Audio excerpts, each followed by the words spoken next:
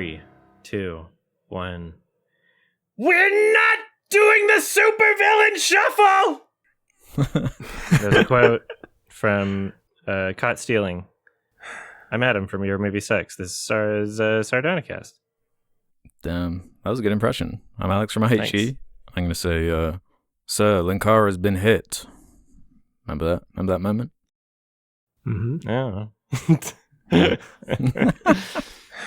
I'm Jake from Man Carrying Thing. I don't have a quote today.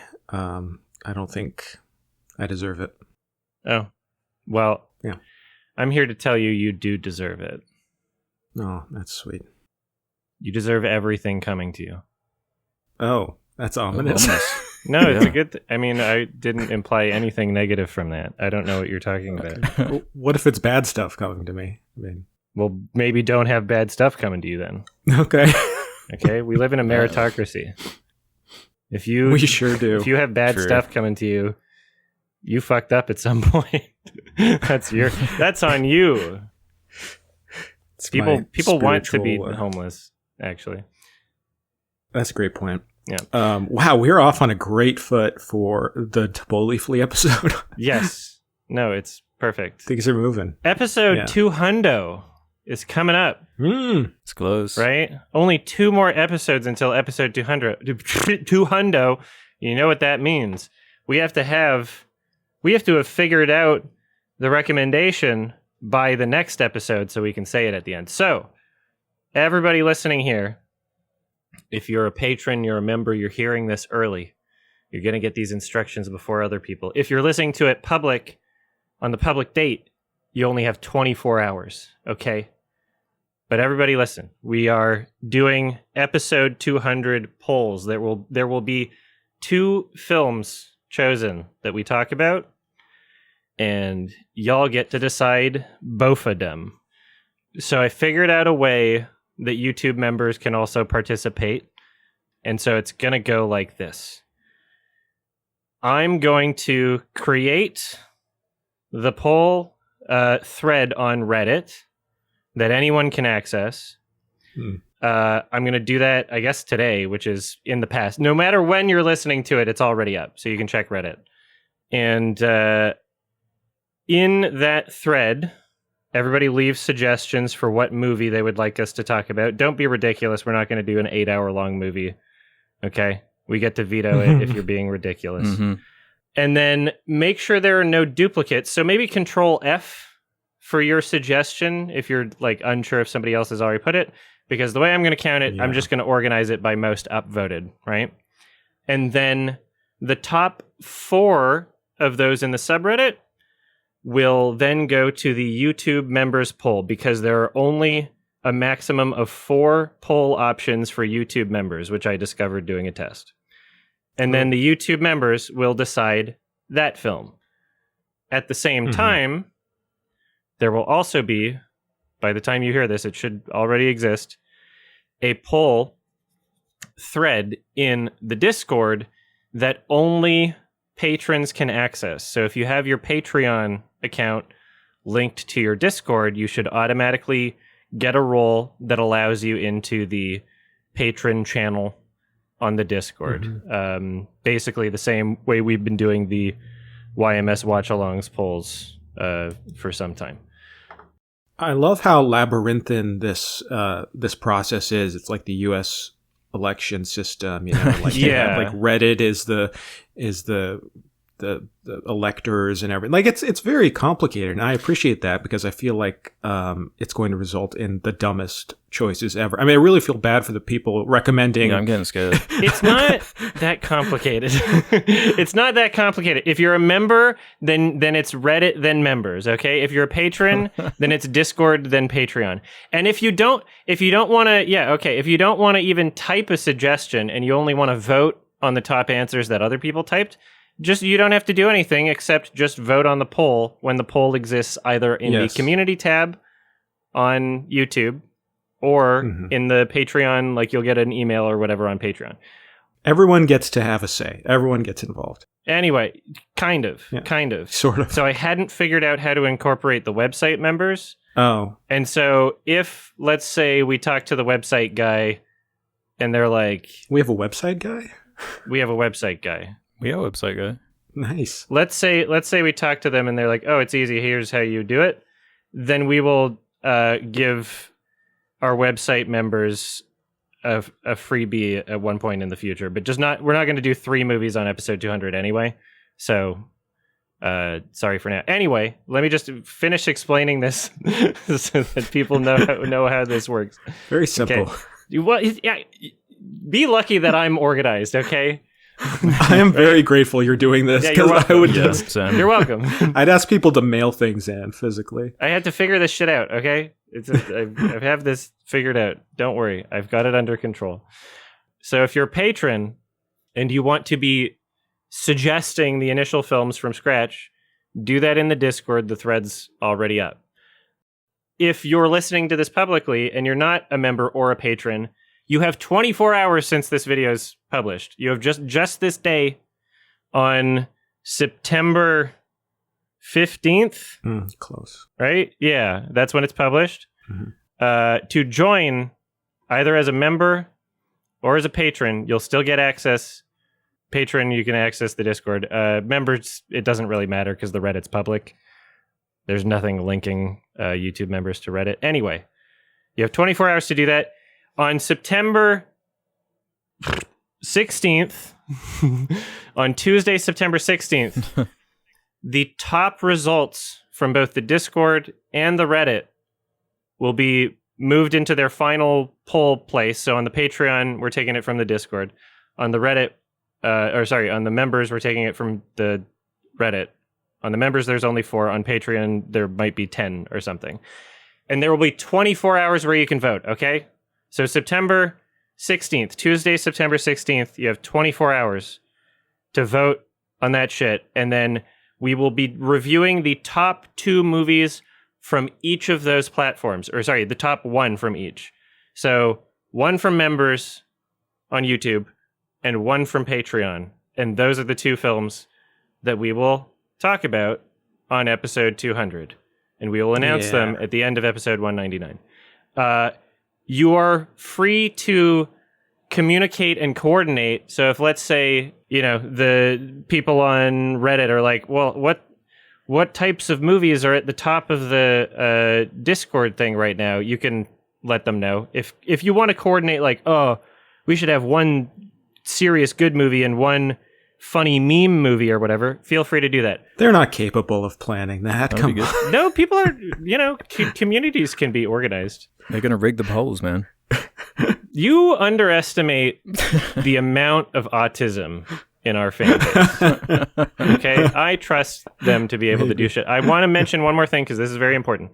So similarly to how I'm only counting the upvotes on the Reddit, I'm only counting the hearts on the Discord. Okay? So if you see the answer there already, heart it. I'm going to count. It's going to be the ones with the most hearts, and I'm going to ignore if there's a duplicate. So Control F, make sure if you're trying to add your vote, make sure it's not already something that exists in there. Otherwise, you're doing a disservice to it, right? And then, so fucking Godspeed. If you want to get on the Patreon, we have a discount code NORMIE for 15% off. I'm not even kidding. Capital NORMIE for 15% off. Mm-hmm. I believe it works for both the annual and monthly, but I think you're saving more on the annual. So if you're listening to this right now for the public right away, do this shit now, okay? You'll get in the fucking Discord with the patron role thing. You literally just today, and then the final polls. Okay, polls on the 16th. Winners chosen on the 17th, and then we're recording episode 199 on the 18th. So very, very packed. I'm gonna have to remember to do all these things. Act fast, everybody. Godspeed to you, Adam. Oh, you're welcome. Yes. Yeah. Did I mention everything? I think I did. Sounds right. Yeah. Sounds good. I have faith in our electoral system. You know, it's one of the most like robust and not. It is robust. Yeah, it's robust and accurate. It's one of the most accurate I like the elections fairness. that Yeah. hasn't happened yet. But it's you'll see when the winners come out. No one will challenge the winner. Yeah, no when one the will winners challenge come out, what it you'll is. see- This is a democracy, yeah. Yeah, and a meritocracy. Mm-hmm. Yeah, of course. Oh boy, we saw caught stealing. Oh, also, Yeah. sorry.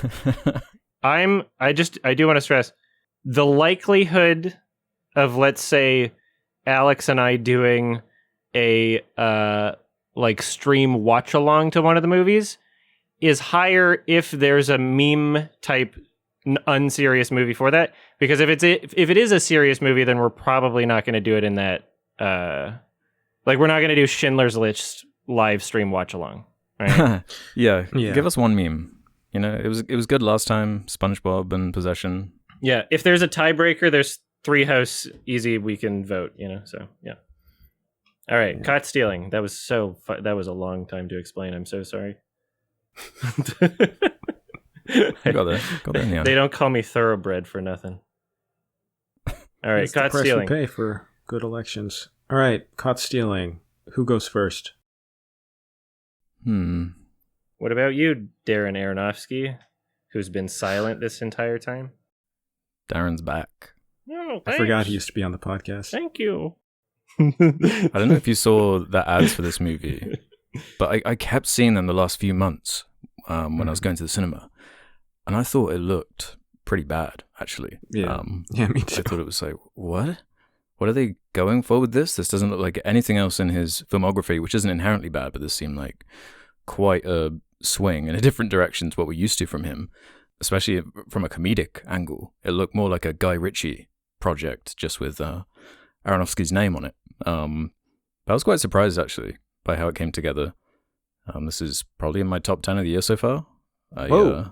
I have my issues with it, which we can get into more in spoilers, I guess. It's more to do like with some tonal stuff with the way it concludes, but I had a lot of fun with how unpredictable it was, the energy it had, how it is different for Aronofsky.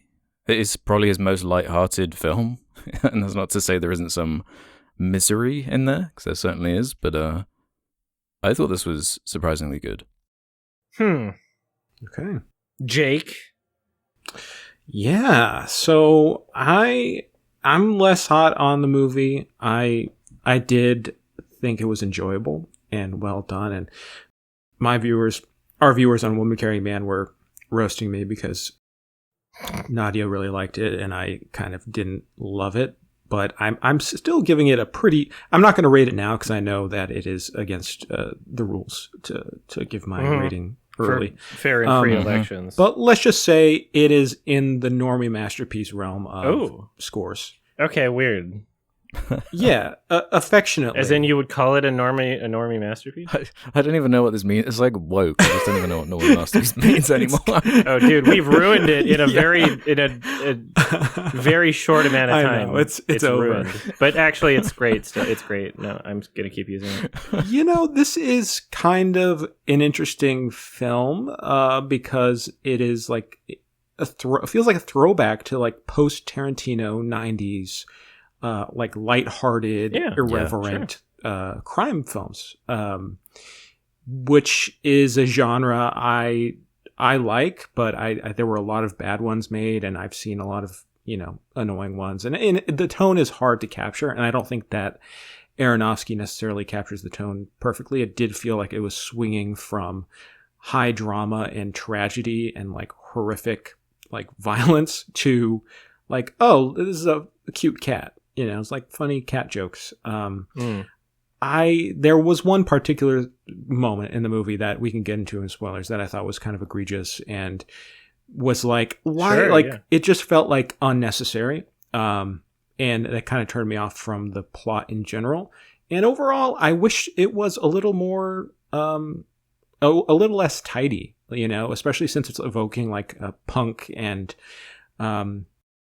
like grungy kind of like 90s crime thrillers. I wish it was a bit more messy and kind of went into unpredictable places. Actually, Alex, I'm surprised because I had a totally different reaction where I was like, I feel like this is quite predictable. I didn't really like the character arc. Yeah, I didn't really like the character arc for Austin Butler's character. I felt like it was set up in a very like Save the Cat sort of generic screenplay thing. Like like it works. Like I will admit, like it delivers. There are some like crowd pleasing moments in the third act, but there were parts in the film where I was like, man, you could just write the word metaphor on the baseball bat and it would be, you know, just as subtle in some ways. Like I just, I don't know. I was a little underwhelmed, but I can't deny that it does have some good scenes. There are some like set pieces that are super fun. The filmmaking is like confident and energetic. I just didn't really love how it all came together. Yeah. Yeah. I liked this movie overall. It wasn't like as my standard going into it is like, okay, well, if this is better than Noah, I think I'm fine. You know, because it was clear. Bigness, right? Yeah. It was clear going into it for me that like this is his attempt at being more like commercially appealing. You know, is a little going a little normie here, which is fine. But at the same time, I guess my biggest issue with it is like, I think from him doing that, it was more of like almost kind of like a paycheck movie where it didn't really seem like his vision per se. When it came to like the camera work, it did for sure, but it felt like there was like a competing voice in the editing and like tone and soundtrack decisions, because it didn't the filmmaking didn't like mesh or gel with it as well as someone like Edgar Wright, which I felt, you know, reminded of, but it just wasn't really hitting that. The filmmaking in of itself wasn't really. It seemed like the tone they decided on afterwards was kind of like an afterthought. Like it wasn't the intent going into it before each shot was set up, or you know, with Aronofsky interpreting the script even. So who knows? Maybe that's not the case, but that's just generally what it came off as to me. It is based on a book too, right? So maybe it was trying to capture the energy of the book. I wouldn't know for sure. But I don't know. It kind of worked for me. I liked that it was a different swing from his filmography. Not all the humor landed, but no. I did find I find it so interesting that the egregious moment that I think Jake is getting at is kind of when I was, this is okay, this isn't treating anyone as sacred. This is right, going in a direction that I didn't really see coming from like that tone that it seemed like it was going to be from the trailer. Sure. So a bit more cheesy and lighthearted. It was like, okay, there's like pretty high stakes here. I like this main character. I hadn't been sold on Austin Butler really before. In these side characters, but as a lead role, I never even saw Elvis. It just those interviews just pissed me off too much. Yeah, exactly. I like Elvis, but I really thought he showed a lot of range. His character goes through a lot, so he has a lot of moments to show off his chops. He's got great charisma with Zoe Kravitz. And he wasn't even my favorite character. I think that probably goes to Matt Smith. He was great. He was really good. There are loads of great kind of smaller characters, and I just like how I don't know how to dance around this without I want to just talk about it, so let's just say spoilers. I recommend the movie. Alex recommends the movie. I don't know if Jake recommends the movie, but soft recommend. Jake's soft.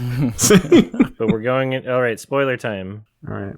Yeah, the egregious moment, Jake, I assume, is what they do to Zoe, right? Yeah. Zoe Kravitz. Yeah, she gets killed, and I felt like I was excited when it happened, because I was like, oh damn, is this going to get like super dark? And I felt like it just kind of used the moment to develop his character in a very like formulaic way of like, you need to stop running from, like they literally say, like I think in multiple scenes, like you got to stop running from your past. You know, just kind of like spelling out the theme of his character. And it ultimately felt like by the end of the film, we're back to like laughing at, you know, scenes where he's hanging out with the Hasidic gangsters and, you know, eaten some soup that's strange to him, and it just felt like, where is this? Like I just couldn't find it funny anymore after that scene. You know what I mean?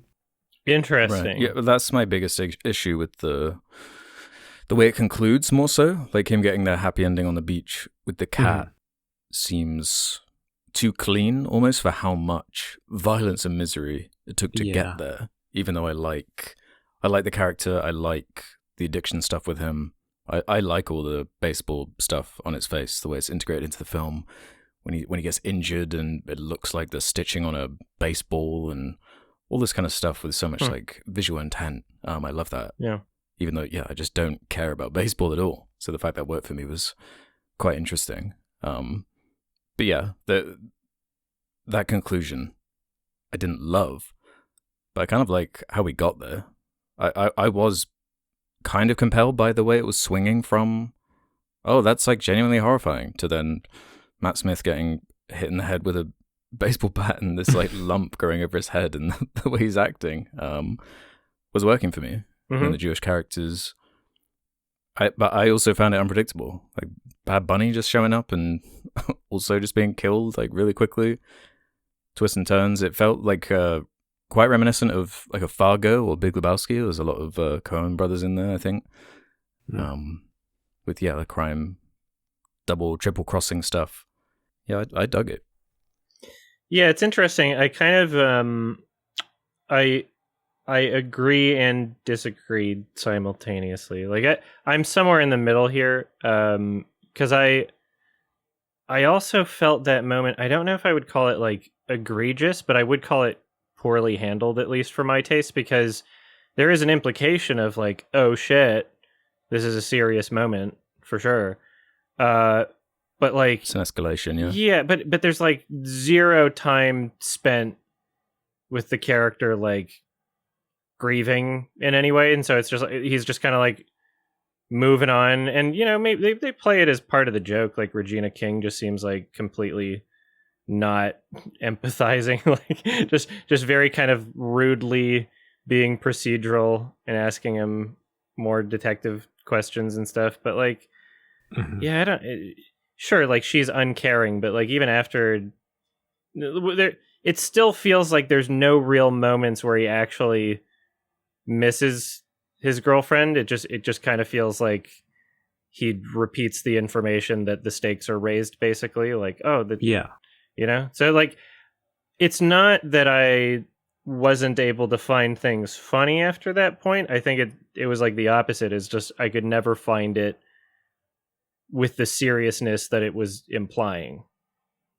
I could never feel that. Yeah, the story kind of uses her. Yeah. And it feels a little bit too triumphant in that final scene, Yeah, and that's how I felt about a lot of the scenes and moments, especially in the third act, when the movie's really trying to hammer home like the themes and how Austin Butler's changing as a character. Like, I just felt like the structure of the screenplay coming out of the movie, like that scene with Zoe Kravitz dying, I wouldn't be surprised. I need to see it again to make sure, but I wouldn't be surprised if that doesn't happen exactly midway through the film, because in a screenplay, you're supposed to have in the midway some big sea change moment where something, the stakes are raised significantly. And that just felt like, well, they kill her, that's a big moment, and that's going to develop his character and raise the stakes. And I don't know. I just felt like, especially considering all the craft on display, Austin Butler is so fun to watch, and Zoe Kravitz, they have good chemistry. All the little performers. I mean,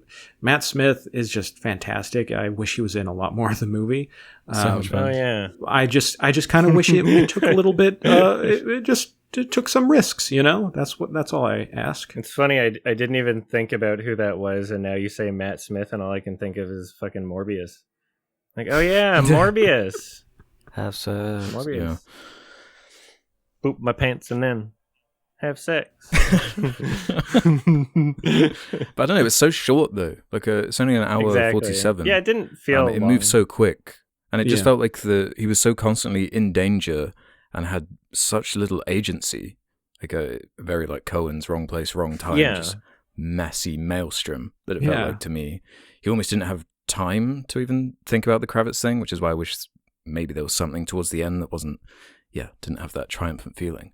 Yeah. But I just feel like the journey to get there, though, and I felt like his arc paid off though too, especially with the the driving element with these constant flashbacks to what ruined his high school baseball career, this vicious car crash that is his fault for the drink driving and everything, and the way that is reincorporated with the Sabbath stuff later, I thought was brilliant. I thought that was one of the better parts of the movie, and some of the better humor too. The whole scene with the half that isn't Jewish is going to drive like a gag. Yeah. I didn't even like recognize Vincent D'Onofrio. And, like it was amazing. I also want to clarify. I just thought of this. Like, it's not that I want there to be like a long drawn out like fucking funeral scene and have like I don't want the montage of I'm sad, Kitty consoles him, I'm in bed or whatever. Like we don't have to see like an actual grieving process. It could be subtle, like it could be something like there's like a shot in Drive where you just see like him gripping something harder, right? Like you can communicate a level of stress that the character is going through without it needing to be like a huge external thing. You could still communicate that they're suffering internally and not have it take up like a bunch of screen time and be cheesy and, sappy and mopey. Right? No, that's a great point. Or they could even just like slightly lessen how extreme it is. That like she could just have been like beaten up or injured or something, and she's in the hospital. And it's like that's a small change, but like tonally, that's like it's just less of a heavy burden for the audience to deal with, in that moment. Like, I don't know. It seems like it has like a bit of an identity crisis. Like, don't get me wrong, I enjoyed the film overall for many of the reasons you're describing, Alex. But yeah, the tone is the biggest issue, and that's probably why it feels like an afterthought to me, just the way that it exists in the film. It's like it's difficult to find that right balance. It's not quite like shoot 'em up. It's not quite Running Scared. It's not quite Drive. It's not quite After Hours, like an Edgar Wright film. Yeah, After Hours. Like trying to balance these tones in the way that it's doing it. Like you would have to make some sacrifices in one way or the other. I'm not sure. Yeah, that's why I think, Alex, I think you mentioned the Coen brothers, because after seeing this, I immediately thought like, oh, the Coen brothers would have handled this a little better. I thought, but again, I was telling my friend about this, like, oh man, I wish the Coen brothers made it.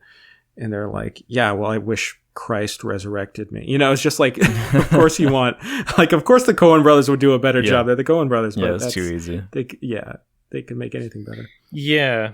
I mean, you'd have to change like the script, really. Like you'd have to be a director that says like, okay, no, we're cutting this part out because that doesn't make sense, and we're adding this. Well, and that's part of the problem of me complaining about this. And it's like I'm aware that I also just wanted a different movie. Like part of it is like my expectations going in that this wasn't the product I wanted necessarily. So that definitely has an effect on it too. Yeah. I mean, you could say the same about anyone's experience with the movie they didn't enjoy, right? Like, I wanted a different one. Doesn't mean it's bad, yeah. Well, I think way more people actually have that experience when they watch something. Like, more than people are willing to admit. Like, I think at least 50% of it is like, what are you expecting when you go in? Yeah, but I mean, that doesn't invalidate your experience at all. No, absolutely not. I just think it has it heavily weighs on how a person reviews a film, usually, more so than we like to admit. Yeah, when I went into Inside Out 2, I was expecting like fucking Breathless by Jean-Luc Godard. I was like, why? No, that's why I value a rewatch so much. Because I feel like those expectations are then quelled, and then does it hold up? Totally. And that was one of the things I was thinking about after I saw this, was I'd quite like to see that again, actually. Because it just felt so well made, and I don't know, I love that time So things like the element of him having this kidney surgery right after he gets like attacked by the Russian dudes who has this extreme physicality where he's like headbutting him like a goat, which I thought was really fun. But yeah, it ends up with him having this surgery to take his kidney out. And then within 2 days, he's like sprinting around the city and doing pull-ups and whatnot. And as you're kind of getting at with the Zoe Kravitz death, it didn't have the tone to just write that off or hand wave it particularly to me. So that did bug me a little bit. Stopped it from being potentially as good as it could be. But I don't know. I still, it just moved so quickly. I found that the action and the characters so enjoyable. It just didn't ruin the full experience for me. Although I do hear where you're coming from. It's definitely flawed, and I don't think it's nearly Aronofsky's best at all. Not his worst. But as far as like a fun romp, it is good. It's a fun time. Loads of great moments, loads of great characters. Laura Dern jump scare in the credits was fun. Hell yeah. That was so much fun. I'll be curious to listen out to the phone calls. You know what's funny? Yeah. That was like not a surprise to me at all in the film. For whatever reason, I could identify her voice like immediately. Nice. I was like, oh, Laura Dern is the mom. Really? Yeah, I'm just Laura Dern funny. brand. I don't know what it is. Yeah, I wasn't even thinking about it because there was that intentional choice of not showing the mother character, even though she's so prevalent throughout the film, where he's like calling her every day. It's a big part of his character that he has this connection with her. And then the whole end credits were actually really fun. The little 2D animation with the cat, little gags here and there. I liked what it was trying to do with that. I found it to be like just not quite at the level of like animation that I would want out of something being so weird. You know? Like do the exact same thing, but like smooth out the motions a bit more is what I wanted. Like it seemed a little rushed. It seemed like whoever made it needed more time. I think it was okay for the credits. If it was in the movie like proper, I think I'd agree. I mean, that's part of the movie, especially when you're doing it so stylistically intentionally. You know, it's still part of the movie. In my opinion. I don't know. What's it with movies not ending before the credits anymore? I mean, Sinners Marvel. had this. Marvel. Is it just Marvel? That's just we're like, I'm afraid to leave now. Like after a movie ends, I'm like, oh, is there going to be some extra scenes? Yeah. I guess it's Marvel. Why did he smile at the end? Did he like go into the water? Because he has money. I don't know. He like left the cat or something. I wasn't sure if there was it was like implying something. It felt to me that he turned away the drink at the bar. Oh. He felt like he'd, got some self-control over his situation, leaned into it instead of running from it, which is kind of his ongoing character flaw throughout the movie, where he's like literally running to the point where, and with the like little Russian goat attacker dude, with the payoff of him just kind of taking him out in one punch is kind of like a symbol of that, where he stops and fights and deals with it, and actually finds that it's not as difficult as maybe he thought it might be, because he's let this whole thing control his life. He's in such a state, he's in such a low point, and I thought there were going to be more consequences to him relapsing on alcohol after the surgery, to be honest, because you obviously can't drink in the same way that you used to after removing a kidney. But I just... Yeah, I wonder if the implication is that's why he got way more drunk than he otherwise would have, sort of thing. Why it like ended in him... Yeah, but it will like kill you, right? If you don't have a kidney. And there wasn't really a consequence to it. But the execution of that I thought was so excellent. The way it was edited together, the camera movements throughout that, so kind of discombobulating. Yeah. It's just so well made. Yeah, the directing is fantastic. The editing is fantastic when it comes to like where each shot ends, right? Like the stitching of the actual video footage. But the editing, the part where it feels conflicting is like both, I guess, the script and also just like the personality sort of edits, where they even have that moment where, there's a closer shot of the cat, and then you hear that like ding sound effect when the cat like kind of blinks, but like it just didn't seem that intentional from how it was shot. Like if I was shooting that with the intent of that being in the editing process, you would almost want to get like a take where like the blink of the cat would like seemed a bit more pronounced in a way, if that makes sense. It was kind of, there was something off about it. Like it wasn't framed as close as like it should have been, in my opinion, for that type of like intentful thing. But I don't know, maybe my frame of reference is just like Edgar Wright, and I'm like, okay, well this is, it feels like an Edgar Wright moment in the editing, but it doesn't look like it was shot that way. And so it's just that might just be a part of the confusion. Do you think maybe some higher ups were like, hey, let's highlight the comedy here, let's make sure people remember to laugh? It's either that it was like an afterthought, or there was a miscommunication or misunderstanding between Aronofsky and whoever wound up taking over for like the editing process. I don't know. It doesn't feel like it's one of his passion projects at the end of the day. No. It felt like director for hire, and there was a script available, and this is like a hot script. Something like that. And I'm glad I could still feel him in it. There's a lot of his personality in the film in terms of how it's shot.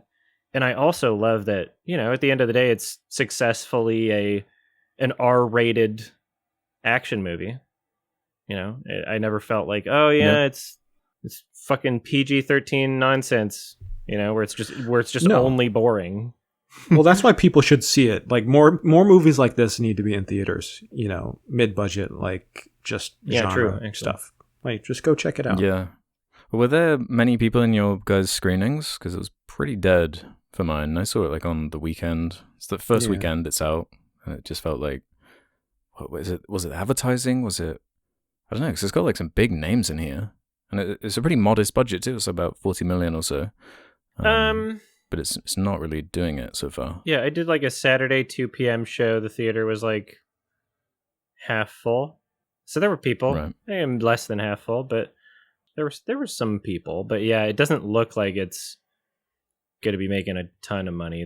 There's nothing really about it that like I could imagine spreading word of mouth. It's not quite good enough to have that virality to it. Yeah, because it's it doesn't even really feel like a Aronofsky movie. It's for people that love Aronofsky. No, so it's The Whale. Yeah, damn. Yeah, The Whale. That movie was largely successful, no pun intended, from Brendan. I never saw The Whale, actually. I liked it, actually. Oh, you haven't seen it? Yeah, I was about to ask. I've seen very few Aronofsky films, actually. Oh, shit. Have you seen Requiem for a Dream? Nope. Oh, my God. Damn. Have not seen Requiem, haven't seen Black Swan, haven't seen Noah, fine. Haven't seen... Wrestler. Haven't seen The Wrestler. I haven't seen any Aronofsky. Actually, what have I seen? God. Have you seen Pi? No. I haven't seen Pi, actually. Have you seen The Fountain? No. I don't think I've... What have you seen? I haven't seen Mother. Is this the first Aronofsky film I've seen? Hold on. Holy shit. Oh my God. What the fuck? Is it actually? That's interesting. If it's your first one. Because I know so much about him. You've never seen an Aaron... Okay, yeah, we've listed all of them. That's a crazy thing to realize at this moment. Have you seen his Vegas Sphere show? What the hell? That's so funny. No, yeah, there's no way Jake saw Postcards from Earth. Oh, Postcards from Earth. Yeah, that's a good one. No. In the Vegas Sphere.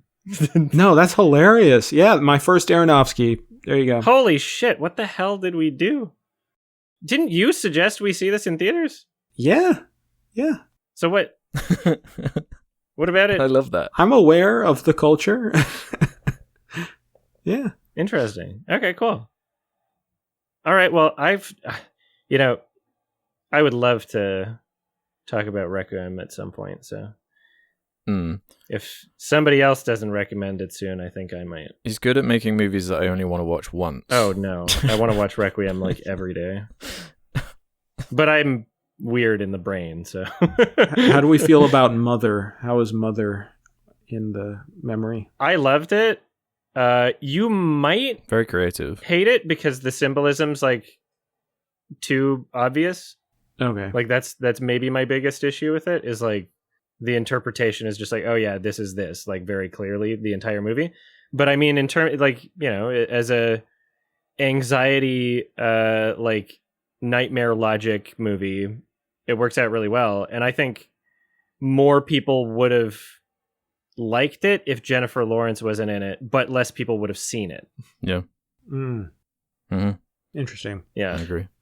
Is it true Aronofsky stole like everything from anime for Black Swan? Oh, right. There's conflicting information on that. So he, oh my god, what was the film newest... Perfect Blue, right? No, yeah, because it's Satoshi Kon Perfect Blue. There's some shots in Requiem for a Dream, and then someone said he bought the rights, but now I'm gonna have to fact check that because I think that was disputed, and maybe he did, but it was like after the fact or something. But like, I don't know. It's like the bath shot. Okay, yeah, like when we're going down to like just shots that look the same, but the entire experience is different, I'm just gonna call that homage. Okay. They're incredibly different films. Like if you do a trunk shot, it's not like stealing from Tarantino or whatever, right? Like if you do, I feel like there's so many instances of films homaging other films, like identical shot, just being like, yes, my love for this movie is just I'm referencing this movie and working it into my own, and I feel like that happens a lot. But as soon as it happens with an American director homaging an anime, the accusations of theft are just always like at the forefront. Well, you've shown how easy it can be to just be like, hey, look, these shots are similar, so it must be stolen with Kimba. I mean, that like opened my eyes. I'm like, oh wow, it's super easy to do that. Yeah. I don't think it was a coincidence. It seems very unlikely that it was like a coincidence from Aronofsky. It's just a matter of like, okay, are you stealing their intellectual property in a way where it's replacing the original's market? I don't know, because they're entirely different. Like Perfect Blue is not. It's literally not Requiem for a Dream. They're both different movies. Mm-hmm. And people always said that about Inception too, right? Where it's like, this is just a rip-off of Paprika. Inception and Paprika, yeah. But it was like, I hadn't seen Paprika until semi recently, and was like, oh, no, these are like very different movies. There are some similar like concepts or ideas, or maybe one was like inspired for by. Sure. Yeah, but like it's not replacing it. It's not. Yeah, it doesn't feel egregious. It doesn't feel like, well, this is pointless because this other thing exists. They definitely exist in their own spaces, like and scratch different itches entirely. Yeah, I'm just gonna. It really depends on how much, but yeah. Aronofsky's so interesting because I feel like he doesn't have like true defenders or like I know there are people who love him, but I feel like it always comes with, well, I like these ones. I like these movies, you know, because he has such like a weird career and such a variety of films that you don't see him getting the kind of love that someone like Villeneuve gets, or, you know, it's like he doesn't have that kind of loyalty, it seems. Yeah, even though he only really has one major miss, in my opinion. Like, all of his other films are interesting. Okay, it's so funny.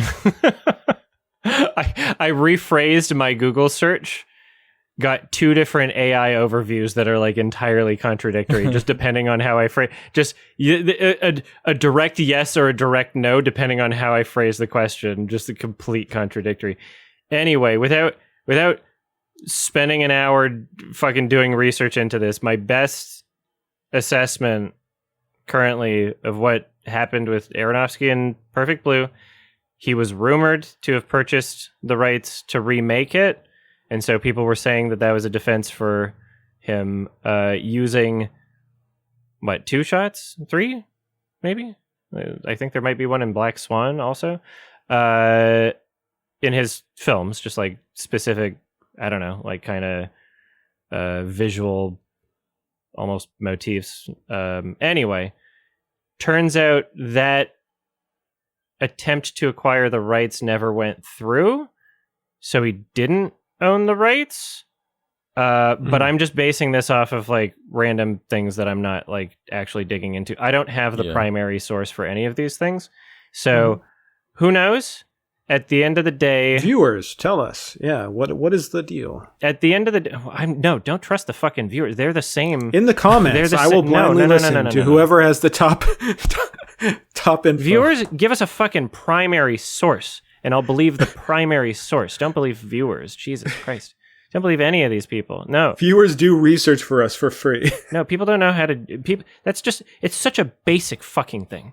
Such a basic thing to just go, I wonder where that quote came from, and then click on an article, and then the article says, oh, Variety reported, and then you click on that, and then if Variety was the one doing the interview, and that's where the quote came from, you know the primary source, and you know that it's not somebody reinterpreting that primary source in a way that'll get more clicks or in a way that's dishonest, right? Mm-hmm. That's all you need to find the answer to anything.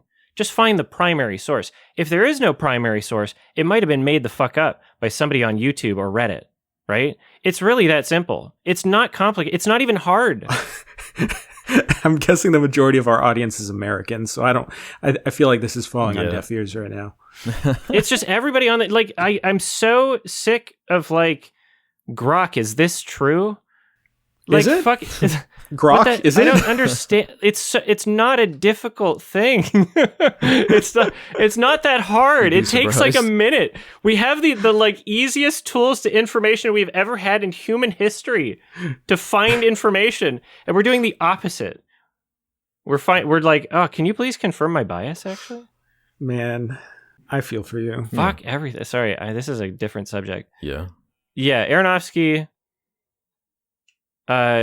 Dude is publicly saying that he took inspiration from Satoshi Kon in his films.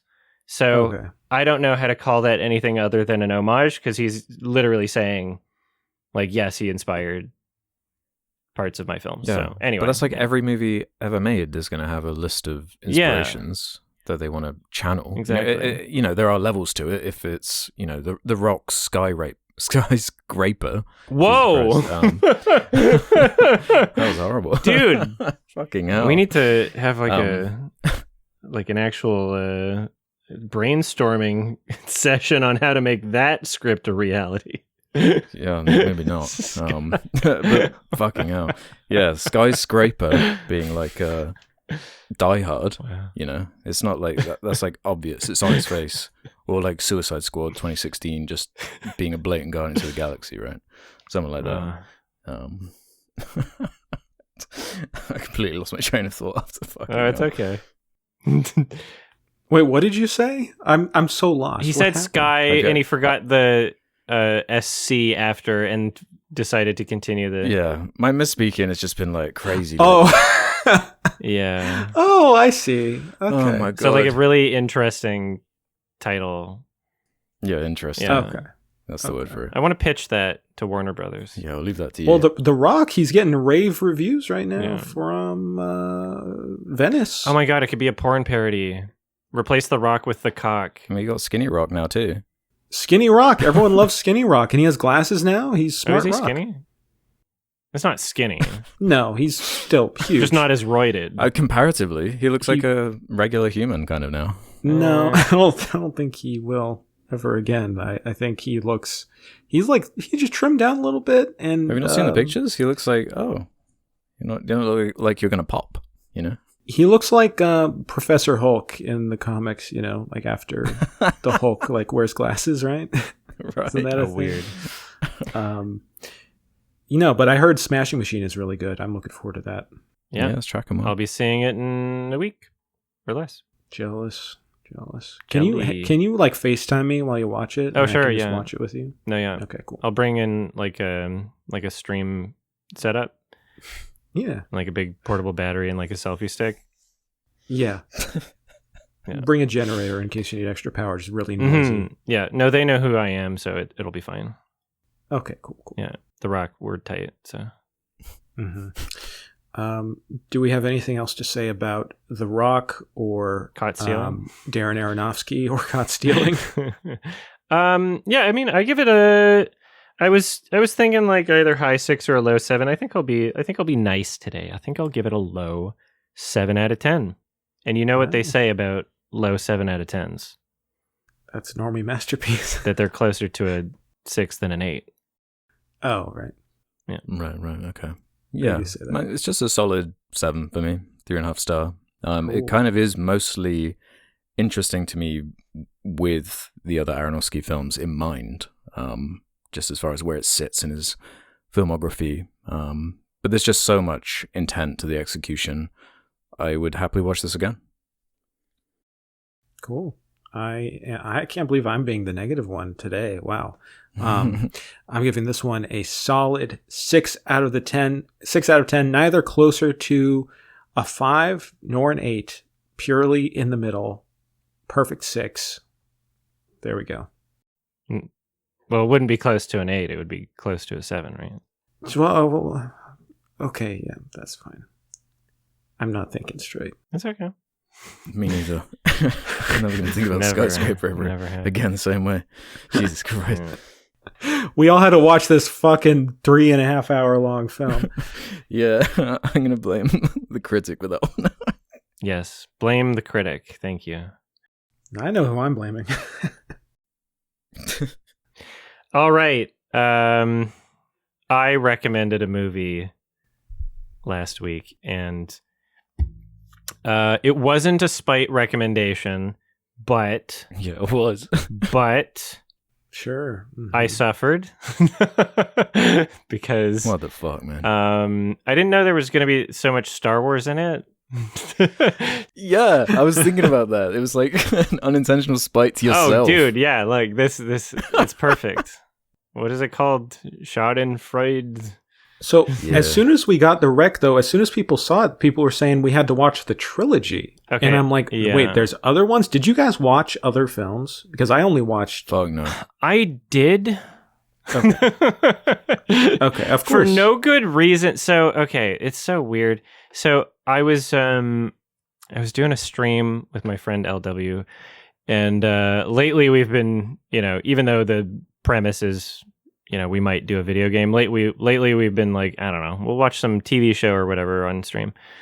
And we were about to set up a video game. We were eating some food, and I'm talking to him about why there's a desktop icon of To Boldly Flee on my computer, and why that's funny. And then people in the chat were asking, what's the new Sardonicast recommendation? I said that. And then I started asking in chat, I'm like, okay, do I have to, there's one other one, right? Do I have to watch fucking Kick-Assia? And then LW, out of nowhere, gets this light in his eyes, and he gets so excited, and he's like, oh, dude, no, I have to watch Kick-Assia. I'm like, what? Because he doesn't know who the Nostalgia Critic is. He doesn't know what Channel Awesome is. He doesn't know any of this shit. And I'm like, what are you talking about? Are you sure you're not confusing it with a different movie? I didn't even know he kept a list of movies. He doesn't. It's somebody told him to watch this fucking forever ago, and it somehow stayed in his memory. Maybe just from the title. Yeah. And he doesn't know strange. he doesn't know why he needed to see it. I'm like, are you sure? Because I couldn't even imagine him enjoying it. And he was like, no, yeah, we got to watch this. I'm like, okay. And then we literally just spent the entire day watching the 3 Nostalgia Critic movies, Kick-Assia and oh my God. what was Suburban Nights and To Boldly Flee. And the entire runtime of all films was 7 hours. And so we just kind of drank and chatted and complained, and it was an interesting experience. But yeah, I wasn't planning on going through all 3 of them, but just for some reason it came to him in a vision.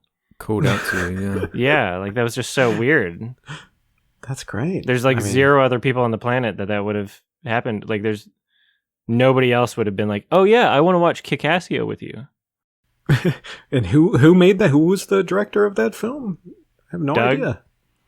Doug. Dougie. I wish he would teach me how to Dougie. God damn it. I'm curious, both of you, what is your relationship to experience with the creator known as Doug Walker, Nostalgia Critic, Channel Awesome. I mean, it's such a vast world of information that I'm only very recently dived into. You know, True. it's An kind of like empire. a new world of knowledge. So I'm just curious, what Yeah. how does his legacy weigh upon this YouTube space? As an old YouTuber who was doing stuff on the platform for a long time, back when Blip TV existed, which is where Channel Awesome would host most of their videos.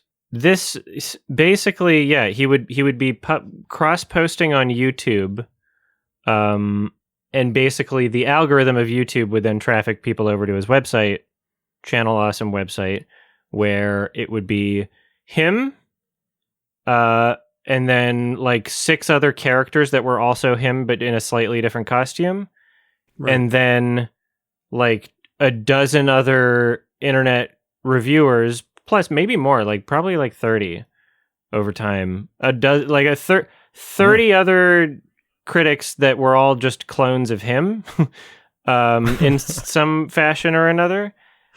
Yeah. Or the angry video game nerd. Yeah. Yeah, and they were kind of like, I don't know, maybe we could think of it as like they were different parts of his own psyche. We could turn this into like some Jungian psychology, right? Where like everybody's, what does he say, that everybody has like a male side and a female side? Like he has nostalgia chick, right? Yeah. Real quick, that was the wildest thing to me. I had no idea that Lindsay Ellis was. Oh yeah. Mm-hmm. Oh, that's an awesome reveal, actually. I was like, whoa. And Yeah, also Todd in the Shadows. I mean, I didn't know any of these people have had any history with this stuff. Yeah.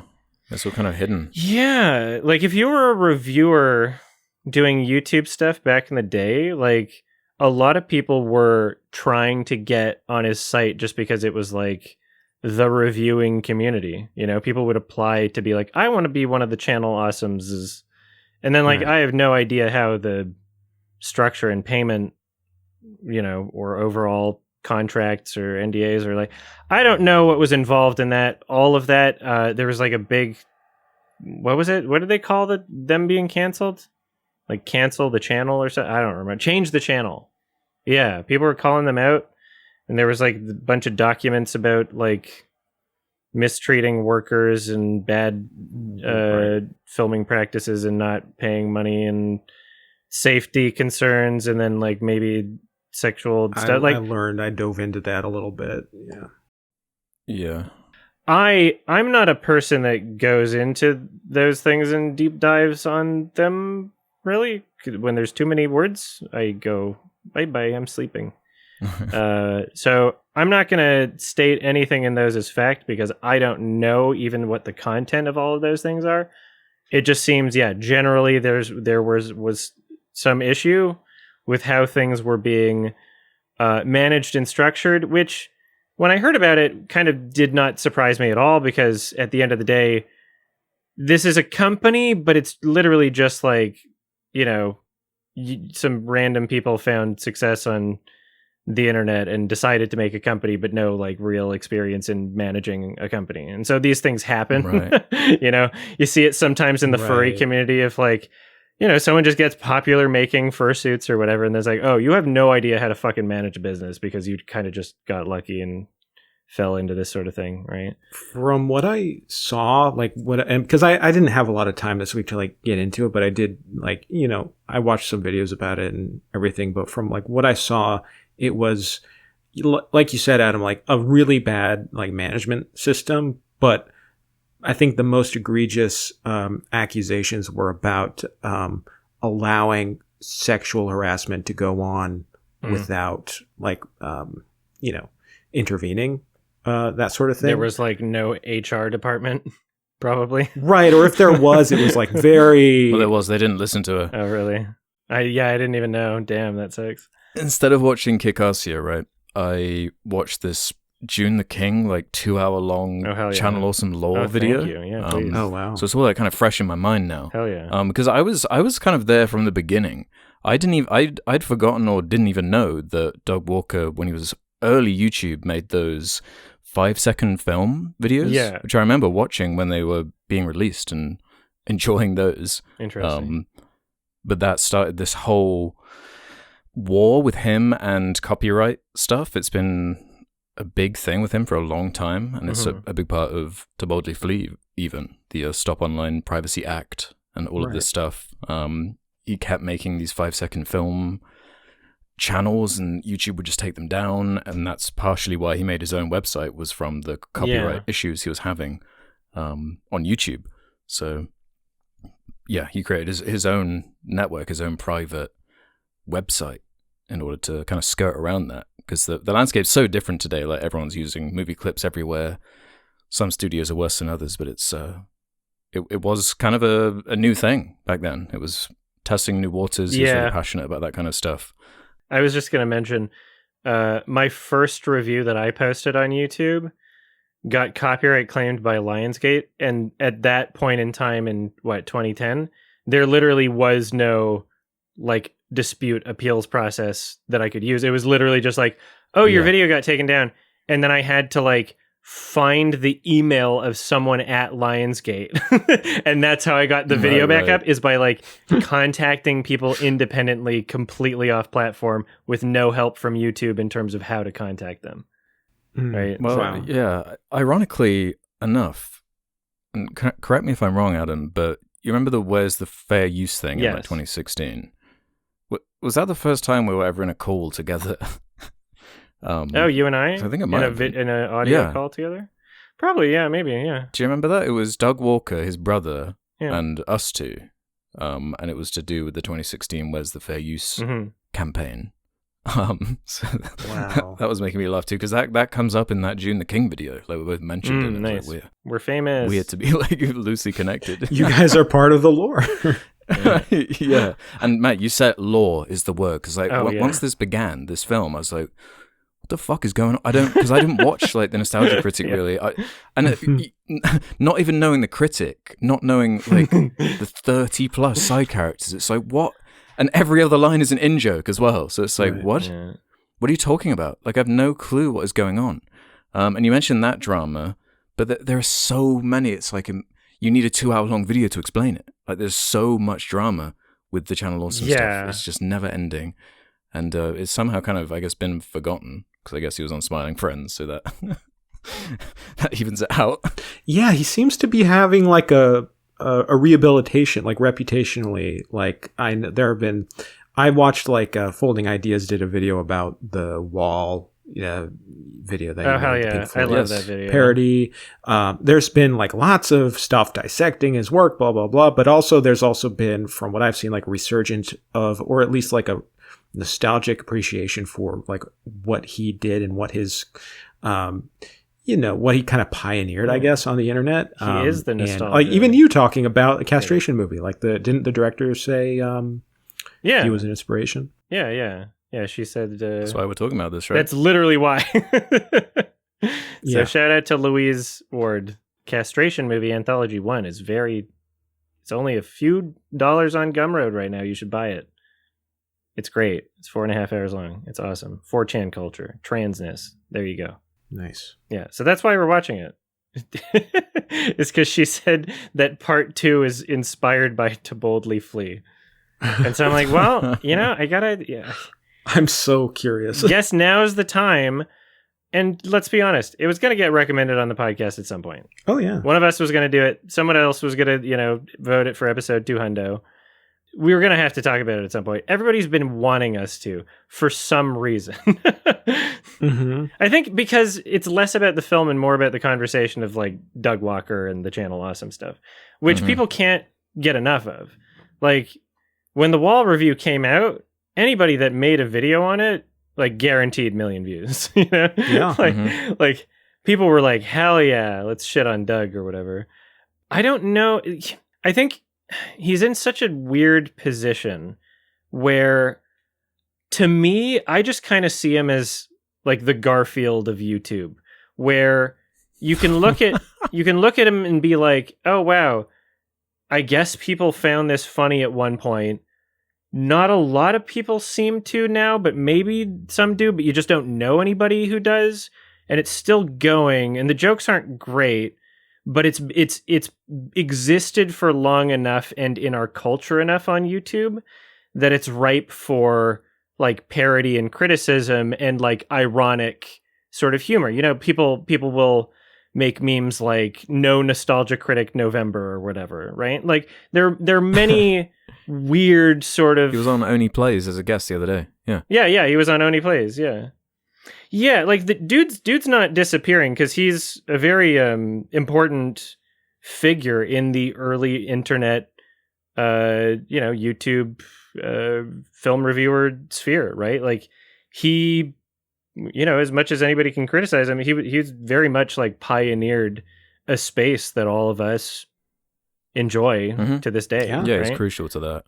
Even his very first video he ever made was a viral video of him quitting his job at the time, which I remember watching when it came out. That was his first. Why would it be his first video? Why would he quit his job? How could that be his first video? I thought he quit his job because his videos were doing well. No. He orchestrated this whole. I'm sure you've seen it. I have. I just remembered it wrong. Yeah. I've never heard of this. That's crazy. But he made like an event out of him quitting his job. It became like a viral thing. And he made a scene. This is what he made a scene. She's good at doing.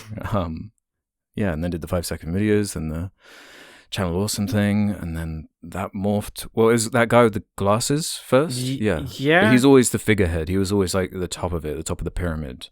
Yeah, it was kind of like a pyramid the scheme. Critic. And that was kind of like the whole point of To Boldly Flee was designed to retire the Nostalgia Critic character. Oh, yeah. That was like the plan. That was like the whole point of it, in a way. Yeah, that was for demo reel. Which apparently was scary to everyone else on the website, because it was like, you're like retiring the biggest thing on the site. What does this mean for all of us? Like, and I don't know if he really, it was more of an ego project. That's the vibe it has. Yeah.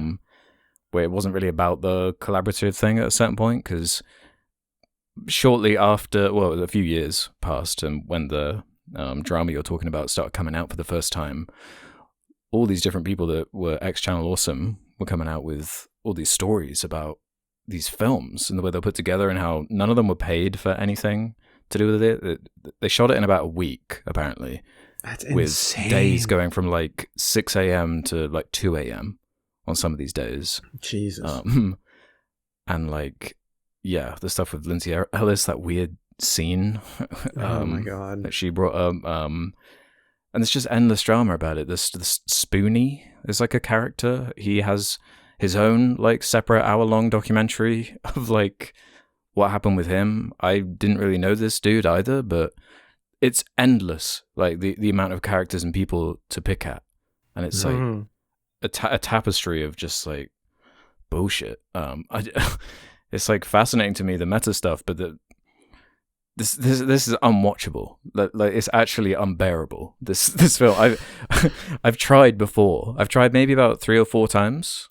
And the furthest I'd ever got was about 20 minutes. And I know that because the time code, when I went to the upload, was still on where I'd last left it on YouTube. So, scrolled it back to the beginning, was like, oh yeah, I remember this. Yeah, why is it 3.5 hours long? Why did he do that to them? Why did he do that? If you had 1 week to shoot, like, why would you do that? You're like friends. I think even though it's a film, they were releasing them like episodically on the website. They were. Yeah. Yeah. But all like the visual effects were free. Like they didn't pay for anything. Yeah, I think Phalis did the visual effects. The guy in it. There were a bunch, right? Credited. One of the critics. Yeah. I didn't recognize anybody. Yeah, there's a lot of characters in here, and people have.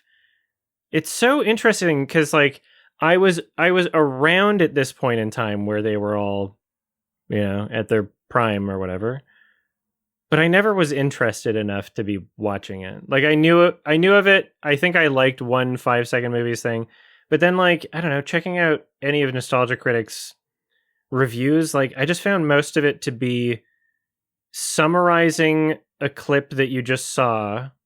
So like almost like Sniper Wolf tier, like. And then this happens, and then this happens, sort of. And then, you know, you make a joke every once in a while. Then you cut away to a skit. The skit might as well be unrelated. It's like, okay, well, I guess you just like making skits. The skits aren't funny to me, you know, just some high-pitched screaming or comic book soy references and, oh, Batman, Mario shit. You're like, okay, just wasn't for me. It was never for me. And so I never really got the lore. All I know is that, yes, people don't like, what's this guy's name? I gotta click on his IMDb. Linkara or whatever. People don't like him. I don't know. There's something about his presence in these films where I'm like, yeah, you know, he's like an awkward guy, but he seems nice, you know? And then people, this is like a running thing since like over a decade ago, but like the community of people that really don't like me are like, I hope he turns into Spoonie. And so that's my only knowledge of Spoonie, is that he stopped making content because of like depression or whatever. And so like, yeah, literally for like over a decade, people are like, YMS is going to be the next Spoonie. Like they want it to happen for some reason. Still hasn't happened. Well, yeah, but, he went on like a Twitter rampage. There's still time, I guess. Like he made some inappropriate comments about other Spoonie. Oh, what did he say?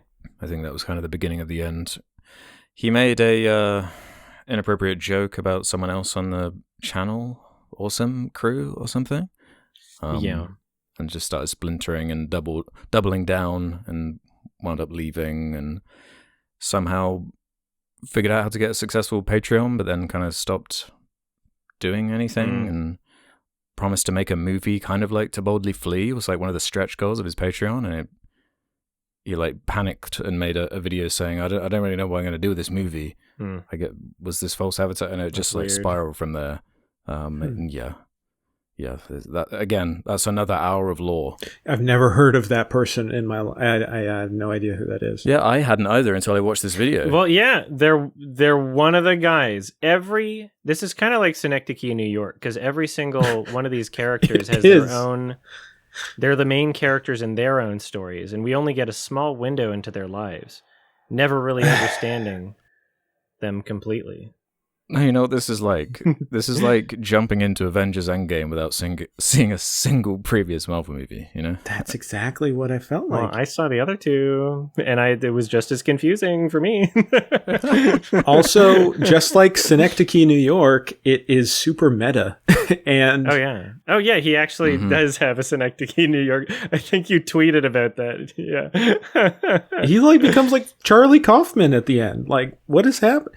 And also, it made me genuinely depressed, like Synecdoche, New York does. Like, shit.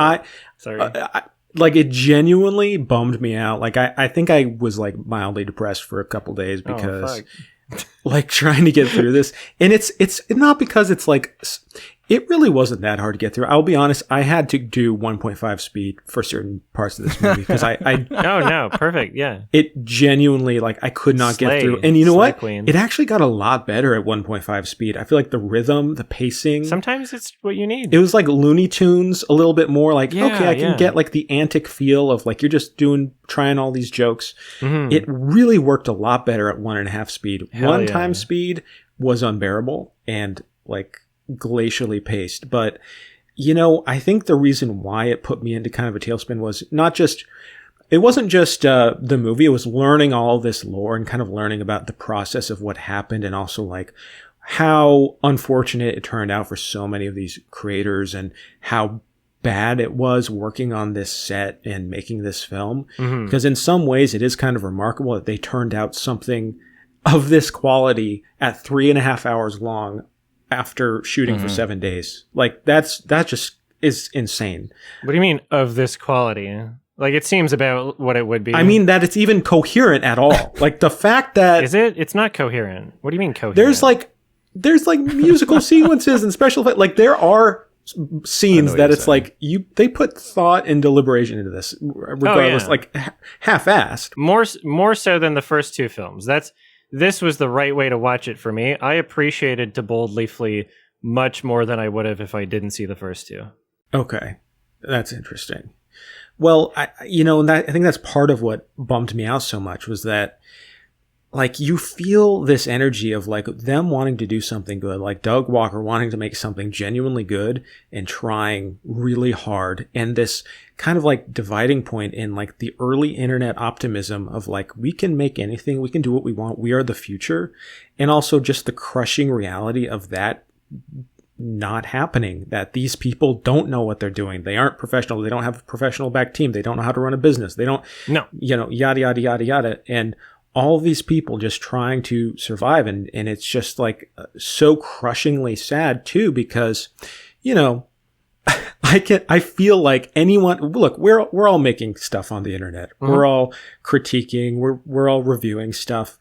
Like this is, you see part of yourself in this, and it's the cringe feeling, it's that cringe of like, oh man, like, yeah, I make dumb jokes. This could happen to us any day, and it will happen to us of becoming cringe. Oh, do you want to make a crossover film? Yeah. Well, if we made a crossover film. You're acting like cringe is in the future. Like we're not cringe now and then eventually we'll become cringe later.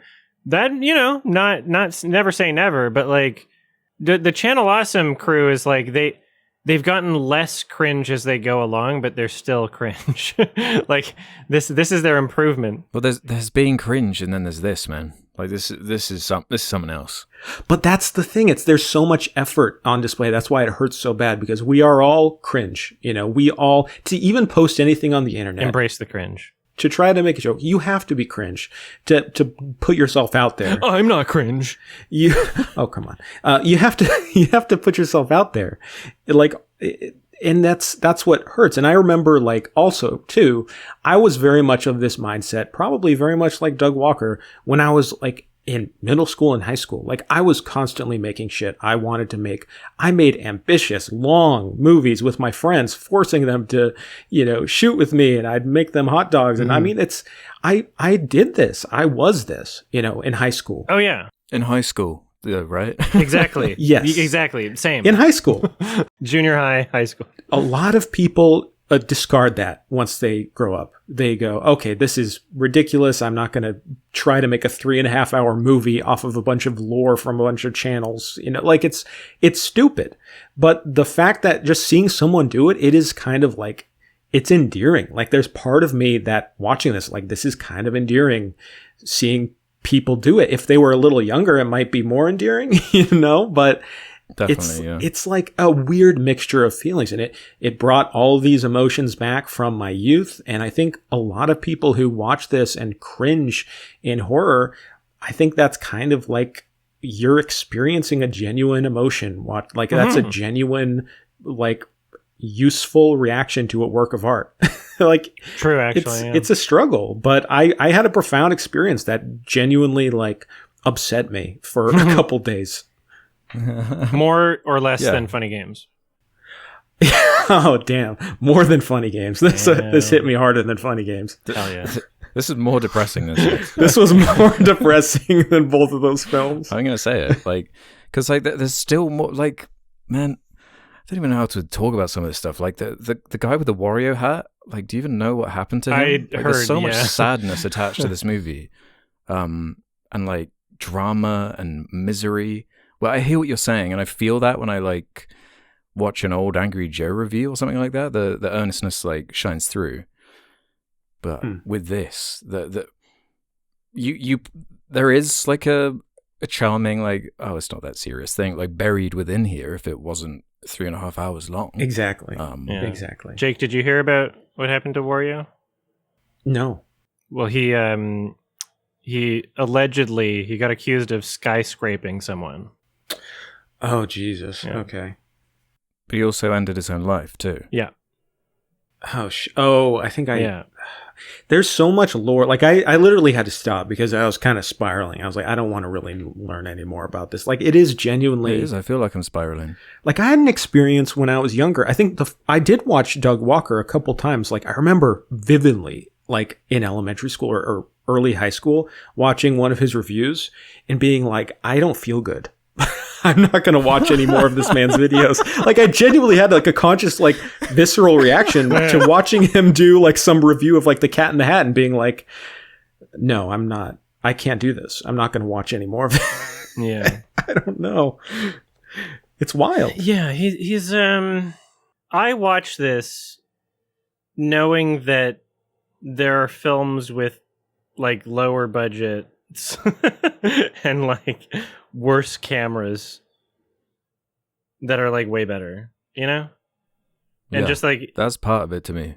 It's where it's like he was the same age as me when he made this film. Me right now. He was 31 years old. Oh damn. So it's just like 52. I don't get, he had resources. He did. Like, he'd been around for a long time at that point. There had been a bunch of like money making and investments, and it's just like you can't just like adjust the white balance for this shot, man. Mm-hmm. You know, it's like no. you review movies, Mm-hmm. No, and you make fun of like The Room. Oh yeah, it's the and same. It's like you've made something like worse than The Room. And if you wanted to make something for your community and connect all these channels and do something fun, like and of high quality, you could have done a 20-minute video covering the same material with just a good amount of jokes, and it would have been like a fun little thing for your fans. Yeah. You know? Or even like Scott the Woz, he for his like 200th special, he made like quite a long like 90-minute love letter to his fans type thing, but it's like well made and kind of fun and like it just fits. It makes sense. Self-awareness. You have to have self-awareness. Yeah, that's what it is. I was literally just about to say that same thing, right? Like, no one's gonna shit on Doug too hard for like not properly lighting or framing a scene where it's just like a cutaway gag in a YouTube review or whatever. Like, you know, if I think of something funny or whatever that I want to throw into one of my reviews and it's just like a cutaway thing, I'm probably just gonna, you know, film it with my phone, or like I'm not gonna like go to school and do research on like everything I should know about the camera equipment that I have if I do use my GH5. I'm just, you know, I'm not gonna color correct it. These very basic things, because I just, you know, I'll save that for better projects. For projects where the implication or what you're communicating through the project is that it's a big, important thing, which this film very much is, especially with it being the announcement, essentially, like the sending off of the Nostalgia Critic character being like, I'm retiring this character to start Demo Reel, right? I don't know if either of you have watched Demo Reel. What I quoted at the beginning was from it. We're not doing the super villain shuffle thing. Is that the game show? No, that's Pop Quiz Hot Shot. Okay. Oh, I watched Ralph's video about that. I thought that was very funny. Yeah, Demo Reel was shortly after To Boldly Flee, and this was during a period of time where he said, I'm doing this now, and Nostalgia Critic no more, because this is what I want to do. I want to make films, right? And it's like a sketch comedy thing. Every episode was like, what, an hour or some shit? Like, I don't know. And he does 6 episodes, and like nobody watched them. So I'm like, here we are. Demo Reel. Oh my God. Yeah, part 1. So this was part 1 of the first episode, posted 11 years ago. Hasn't even broken 100,000 views. So like 89,000 views on this thing, posted in 2014, because it's unwatchable. Like, and that's first episode. The drop off, I'm going into part 2 of first episode, 34,000 views, right? Like, nobody was watching this shit. Was this on the Channel Awesome channel? Yeah, I'm watching. Yeah, these are official uploads that I'm seeing right now. Right. There's a playlist for them. And skip a couple episodes ahead, 15,000 views. Right? Nobody was fucking like. Of course they would have to abandon Demo Reel and go back to doing Nostalgia Critic shit, because like that would be that was just absolutely unsustainable. My issue with this is that in terms of like filmmaking, like, correct me if I'm wrong, Alex. I don't know if they said this in like the lore video, but he bought like Like he rented like an actual like studio space, like a warehouse. He like made a studio for demo reel, and it cost like what, like $200,000 or some shit. It was something like 10-15 grand a month they had to pay. Yeah. And so like, you know, on paper it's like, oh yes, we're doing a professional production because we have this space. We have an actual studio to make our art. But then, you know, they're filming it with like what appears to be just like a handy cam still. Yeah. Right? It appears to be that. It sounds like the audio is coming from the camera still, right? Yes. There may or may not be like actual lighting on the set, but we can't tell because nothing looks good. Everything's just ironic. Hey, isn't it funny that I'm standing in front of a green screen sort of thing? And then the jokes aren't funny. Like the only it kind of exposes the fact that like the only reason people were laughing at the jokes in the first place is because they were related to the movie within the review. Because as soon as you take that out, and they're parodying real things, right? They're parodying other films still. As soon as that's not in the context of the review and it's not a cutaway gag and it's the meat of what they're creating, it's just absolutely unwatchable and nobody's watching it and nobody likes it. So it's just like, yeah, they had to completely abandon that and change course and be like, well, I'm just kidding. I am doing Nostalgia Critic again. And I hope he enjoys it, you know? Like, I hope he enjoys doing Nostalgia Critic because, you know, that's where his success is. Not saying he should never try anything again. Just like, I don't know. I think the landscape for YouTube creators has changed a bit since 2012, 2013. Because now, more than ever, like, Hollywood is looking at YouTube in terms of, like, where they want to get talent from. And you know, when you're doing your own independent, like, YouTube-esque productions, you have to micromanage everything and you have to be responsible for everything. And, you know, you have to find all the right people you want to work with. But in an actual Hollywood production, like real producers and real money, and the system basically already being set up for you to step into it, like these people will find you professionals that know what they're doing. They'll find you somebody that knows how to light a scene. They'll find you somebody that knows how to operate a boom mic properly, right? And people that know how to like edit and mix properly. These things are set up for you if you're entering the Hollywood system. That's basically what David F. Sandberg was saying when he was on our podcast, the director of Lights Out. Now, don't get me wrong, his short that he posted to YouTube, Lights Out, is way more competent than in filmmaking than anything the Nostalgia Critics ever created. But still, you know, he described his experience kind of going into the Hollywood system and just being like, oh yeah, like they have these things set up for you and you don't have to micromanage everything. You don't have to, you know, be on top of everything. It's there for you. And it's a well-oiled machine at this point. So in that sense, I think maybe there is a place for Doug in a more professional production somewhere, but I guess it just depends on what he's doing, right? Like maybe as an actor. The thing is, what you're describing with, you know, Doug Walker with demo reel from what I've heard about is that it correlates with a kind of insecurity that you detect all throughout To Boldly Flee, which is like in the text of like just the script. What the whole movie's about is like this fear of Hollywood and selling out. There's this concept of selling out to big Hollywood and like making shitty big movies when you could just be independent and make good stuff on the internet. And there's this kind of insecurity that I feel watching it of like Doug Walker being like, I love these movies. Everything I do, everything I reference is Star Wars and these big franchises, and I love it. But I still, no matter how big I get online, I'm still not taken seriously, and I'm not going to be able to make this type of stuff. You know, I don't have the resources. I'm not talented enough, you know, to do that. So it's like there's this insecurity and frustration, I think, that it's like I love these movies, I love Hollywood, but I also resent it so much, and it comes across, and it kind of it puts a kind of bitterness in the whole the whole experience.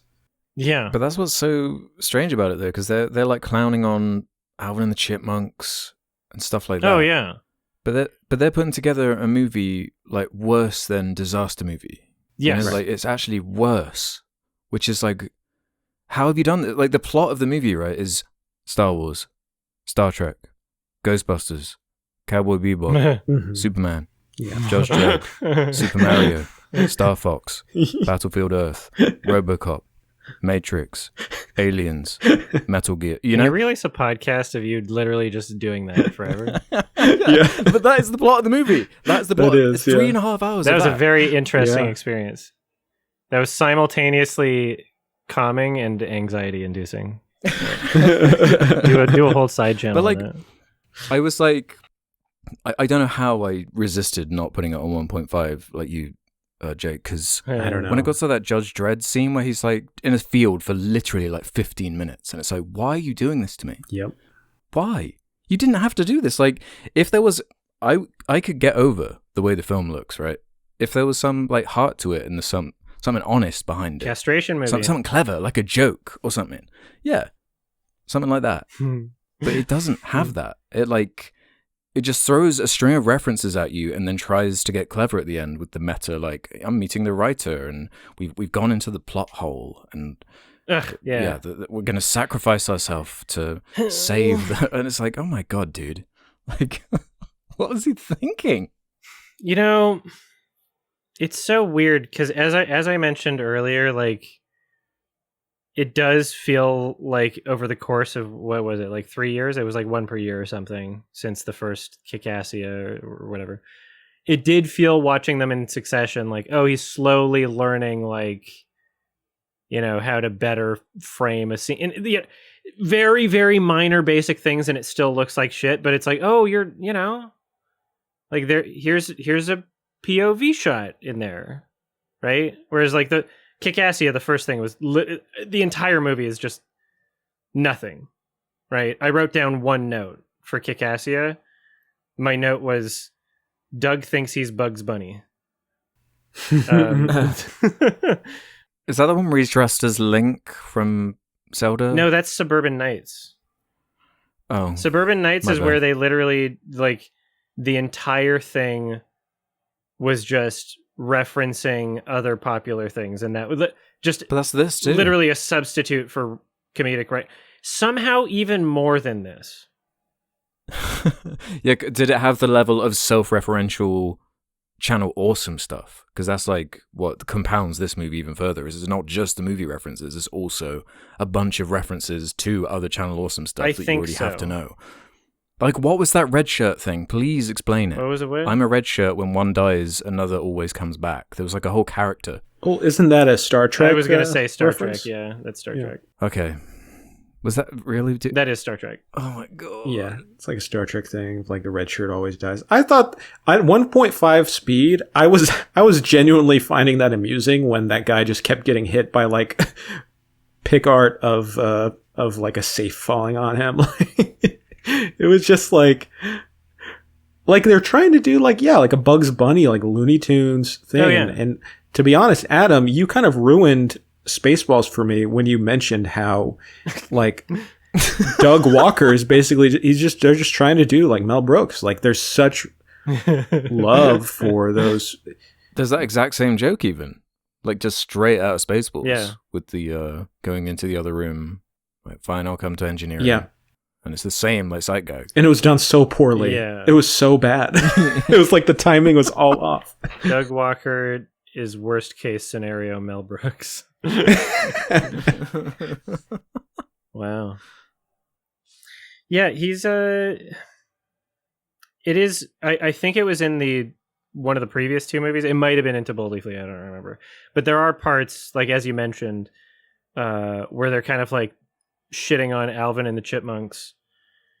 And every time they do one of these moments where like that's within the script, first of all, it doesn't add anything to the script. That's just kind of like, I don't know if they thought that was like Tarantino dialogue, but keeping it short. Just we're mentioning a thing that we're gonna say, oh yeah, that movie's bad.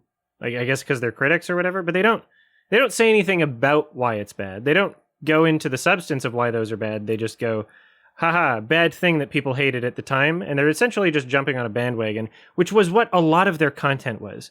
And so in one of these other films, they have a line where it's like, oh yeah, Michael Bay sucks, or whatever they said. At least it's better than Michael Bay. But they're not saying anything about it. They're not... And again, that's like, to me, sure, there's people that might disagree because in 1 out of every 50 videos on one of their channels, like they, make some really substantive commentary or something. But my experience, just as a person that's clicked enough to know I don't want to watch it, it's been really like shallow observation, and it comes through in their writing for their films, right? Like everything's just really obvious. You don't go into anything interesting, and you're worse than the things that you're saying are bad, and so it's just kind of annoying. Like Michael Bay is way more talented than any of these people. They have the audacity to rag on like Juno for like a whole scene. Oh yeah, Juno, thank you. Yeah, because that was popular to hate at the time. That's literally the only reason it's being mentioned. Like, you start to wonder if these people actually have that opinion, or if they're just, they know that the internet hates this thing, and then they, are they just feeding into kind of like the reactionary ecosystem, just in a lesser way at the time? Is it not poetic that all of Channel Awesome basically kind of fell to that same type of, well, everyone hates it now, so we're going to hate it. I feel like I'm aware more of Channel Awesome as a result of like the backlash than anything else. Kind of the way that they approach criticizing media is now the way others are criticizing them. Yeah, it is kind of fascinating. I will give it one thing though. The "get away from her, you bitch" line was better than the one in Alien Romulus. Oh God, that's true. That's funny. Yeah. Get away from her, you bitch. Yeah. So I don't know what. It's an interesting, weird thing, and I want to remind people that, like, I don't know any of these people personally. Well, I did meet Malcolm. He was nice. But yeah, other than that, I don't know any of these people personally. I'm not saying that they're like bad people, but I do have strong feelings about art. And the art, I believe that YouTube videos are art. I believe that making a film, even if you post it on YouTube, it's art. And, when you create things like this, like it really, the conversation about art is also the conversation about the person and their relationship with art. And, what must you think of art for you to create something like this, right? Like, it matches. The type of content they create is exactly what it would be for someone who makes this film, and vice versa. This is exactly the film that that this squad would make based on their content. That's how I see it. It's a very But like any movie where the director gets all the credit or all the blame, it was directed by Doug, written by Doug and his brother. So like, that's what it is to me more than anything. It's this weird self-indulgent fan service for this. I don't know if there's like a tinge of ego to it for me, where it's like, it's utterly self-serving. Oh, hugely. I mean, you don't say. Yeah. It's made to amuse himself. Like that's the target audience, is like they just loved the thing that they made, and then I don't know. Was it for anybody else? I don't know. Maybe, technically, I guess. I was going to mention earlier when I was talking about like the discrepancies between, how the filming style kind of improved over time. I was kind of annoyed by there's like when he meets himself as like the writer and the critic, having a Charlie Kaufman moment. There's one shot where it's like face on, just like same level, Doug and the laptop. Like the camera's at the same level, but then the critic, it's a very low angle filmed shot, so the critic is shown way up high.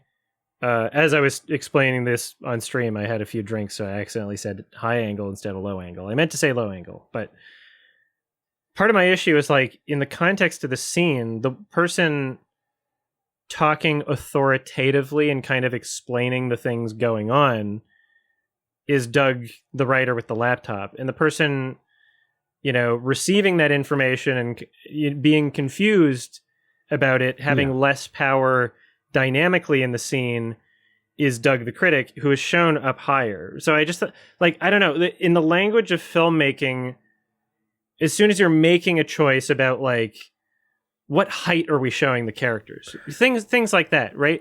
I'm a big fan of motivated choices, and I feel like it's the opposite. I know they didn't put that thought into it. I know it's just fucking random. I know that they probably filmed at a low angle because the room was small and they didn't get a wide angle lens. That's probably why it happened. I'm just saying. That's probably because the tripod wasn't tall enough. yeah, honestly, yeah. It's probably they were using a not tall tripod that day. I mean, I would know. I have a tripod that's broken right now, and I film everything from down low just because I'm just like, I don't want to fix my fucking tripod. Yeah, you make video tweets, though. You don't make movies. No, yeah, that's not. I mean, I could just make a 3.5 hour like version of one of my sketches, and it would be I mean, it would probably be something, dude. I would watch it. It'd be unbearable. It would be exactly. I mean, that's what's so insane to me, is because I could see in a universe where I'm like, yeah, like wow, I'm definitely at a point where people would give a shit about a 3.5 hour, long form sketch, which is basically what To Boldly Flee is. Like, even the credits, it insists upon itself. Like the credits are so long at the beginning of the film. It's like, who is this? Hideo Kojima style, just referencing himself, his name is like credited again and again. I mean, when you've built, there's some directors out there that do very similar, like self-indulgent, masturbatory things. Sure, like Lars von Trier. But I think that it's almost kind of like the fun quirkiness of the character at that point, because at the end of the day, they've got a lot in their gallery, right, to prove that they know what they're doing, to the point where you wonder if like they're a troll, right, in some of their more recent shit. It's like, okay, you're showing yourself as Hitler, like, okay, buddy, and then it's just kind of funny, and then you move on, right? But I feel like they've at least earned enough of an audience to be self-referential in that way. I don't know. There's a respect for the craft, yeah. Yeah, you got to earn that ego. Yeah. Well, like with a Kojima, it's like, well, you did make Metal Gear, like it's not like this. Dude, I was so like bored through parts of this movie. I wrote down this note because I was getting just mad at the most random, like nothing shit. There's a scene with like an American plug socket, and I start getting mad, right? Because of the American plug. If I'm nationalistic about anything, it's the UK has the best plug sockets. I'm going there. Sure. You guys' plug sockets, they suck, especially the American ones. They're lower energy. Yeah. Sure. Yeah. No, I'm not even gonna fight that. I don't care. Yeah. No, I'm with you there. 2 lines, dumb. Those are like strong, man, secure. Couldn't even do the same scene. Jake, you're not even a real American. You're not arguing about this for no reason. Yeah, what the hell, man? No, I gotta go. I mean, because like there's like lower voltage, right, in the U.S. Like I turn my kettle on, my water heater, and it takes like 10 minutes to warm up water. It's terrible. So they're not like can you not just pull them out by accident easily if you like trip over a wire? Like, yeah, just pulls out. Oh, do they lock in the UK? No, they're like a secure connection, man. that stuff ain't going anywhere. Secure. You feel secure. Yeah. It would be interesting if that was all consolidated at one point, but that would require a one world government or just cooperation. Because Canadian ones, they look like a kind of shocked face. right? Yeah, it's the same as the American ones, but it depends on whether or not it's grounded is where you get the mouth to the face. Right, yeah. So the two prong or three prong, depending on whether or not it's grounded. Right, yeah. So I give American plug sockets a 1 out of 10. Canadian ones can get a 5, and UK ones can get a 9. The American and Canadian ones are the same, I think.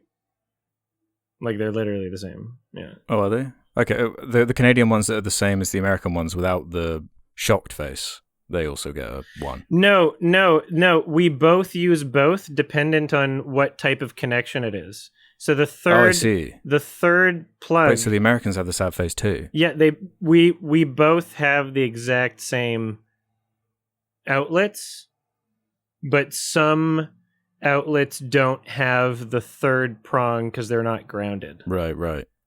Okay. I think that's how it works. How did we start talking about this? Well, since we are, just a shout out to knowing how powerful your device is when you plug it into your wall. I'm going to use this opportunity to do a little fucking PSA. If you have an air conditioner or a space heater, especially, any device that consumes a lot of power, you want to plug that directly into your wall, not into a power bar, because many of the power bars, especially the cheap ones you get on Amazon, they're not graded to have that much power going through it, and you can start a house fire. Oh. So always make sure that if you do use any kind of extension or whatever, you get like a heavy duty, like graded for, power tools and outdoor shit. But yeah, look it up. It's whenever there's an opportunity to give life-saving advice that people might not have thought of, I will give it. I want our audience members to be the least likely to die out of every audience. How fitting is it that we'd rather talk about power sockets than this film? We're literally talking about electrical sockets. It's all related. It's all coming together. Shout out to Lindsay Ellis for being easily the most talented out of everybody there and still doing great. Oh yeah. Yeah. For sure. I mean, I had no idea. I mean, that was wild. I was like, holy shit. Todd in the Shadows also. I really like Todd in the Shadows too. I was like, that's crazy. Yeah, he's great. But yeah, both very good. I don't know about anyone else in the film. Those are the only two. Angry Joe. You don't know Angry Joe show? No. He's the best, but he's my favorite part. Angry Joe carries this on his back. He's the best actor in this series. I wish he was the main character, Sure. Yeah. Who was the one with like the British accent who was Darth Vader at the end of the film? I couldn't name them, but the one who has like a goatee, I think. And couldn't name them. He was Darth Vader. Okay, I thought he gave a good performance. I didn't mind. I thought Darth Vader was the guy who always says douche. He calls everyone a douche constantly. Yeah. And he wore the glasses on top of the Darth Vader helmet. There were so many characters, it's impossible to keep up. There were so many creepy ass like jokes in this film. Like I know it was an older time, but even for when did this come out? 2012? 2012. Even for 2012, it was like, man, those are some bad creepy jokes. Yeah. And I mean, like, especially it's just lowbrow, right? If you watch the earlier ones, there's definitely there's a lot of scenes where I'm just imagining how uncomfortable it was for the one woman. The one woman in like a small, like not well ventilated space with like people that I'm not gonna say that they're stinky, but you're not gonna say it. You're just gonna imply it. I think the likelihood might be like a little higher than the general like population. It's a greasy film, yeah. There's some creepy vibes going on, and I'm not trying to be mean. They're poorly written characters. Like the women in this film, they're just like they are. Like, of course, horribly written. Just like stereotypes of like either they're manipulative because they want to be with a man, or they're just like it's just very. It is like how I think someone who's obsessed with franchise movies and Star Wars and hasn't like watched or seen anything else or interacted with real people, how they would write a female character. Like that's... Yeah, it's not a new thing though either, because like part of the Spoonie controversy was this weird video they made together where Spoonie is like lying in bed with Lindsay Ellis on one arm and one of the other Channel Awesome women in the other. And the joke was that one of them loved that they'd just fucked Spoonie and the other one was regretting it. And they were like really leaning into the regret. And it was like, what the fuck, man? This is like, what is wrong with you? It's not funny at all. Yeah. What the fuck? Yeah. Mm-hmm. I was going to add Atop the Fourth Wall, the movie, to my watch list, but I see I already logged it as a 1 out of 10. Okay. I don't remember watching that. That's the Linkara movie. One of the guys. Oh, that one. Yeah, because they like all have movies or had plans to make movies, and that I don't know why that was just such a trend at the time. That's crazy. Maybe I should give it a second chance. Don't. Maybe we really need to do our movies and then do a crossover event. I think that's what would really... I think it would turn out better. I'd like to see. I think it would turn out better. You know, like, I don't know. I've made, you know, vague kind of like filming projects. I think the videos that I made when I was like 15 in junior high were better than any of these 3 movies. You know, there's some of my April Fool's videos are kind of like, you know, a showcase of like writing and coordination between different actors, even if it's long distance. There's still like a final product being edited together that's way more coherent than like any of these things. Yeah, I filmed a music video. It turned out fine. I think it would turn out a bit better. I think, you know, the bar is low. The bar is low. The thing is like, I feel like people who want to make something who are way too like self-conscious about how the product will be, they're likely to just not make anything. Exactly. When if they tried a little harder, they could probably make something good. Then on the other end of the spectrum, you have people who maybe should sit and think and plan and process things a little more before they just go throw something out there and try to make something. So it's like those two people, they need to be friends and, you know, find the right balance. Yeah, I know exactly what you mean. Are you in contact with Lindsay Ellis? No, just you know, through Nebula, I haven't talked to her. No. All right. I was just curious because I would be dying to know. I would be dying to know whose idea it was to call her the nostalgia chick. Was it her idea or was it Doug's? Yeah. That's a question that I really want answered. There was like a competition. There was a competition for it. There was a competition. Thank you, Alex. Alex with the lore, please. Okay, cool. Yeah, thank you. Glad I watched this video now. Hell yeah. Yeah, there were like 3 finalists to this competition on the website, and she won. So she got the moniker. Okay. Wow. And the other 2 were other characters in the universe. So it was Doug's idea. He's like, I'm looking for a nostalgia chick. Yeah, all of this was Doug's idea. It really feels like the internet used to be a totally different place. I don't know when it changed, but it just feels like a totally different place now. It's that there were less things to watch. And so even though those things were worse, they were the best things to watch.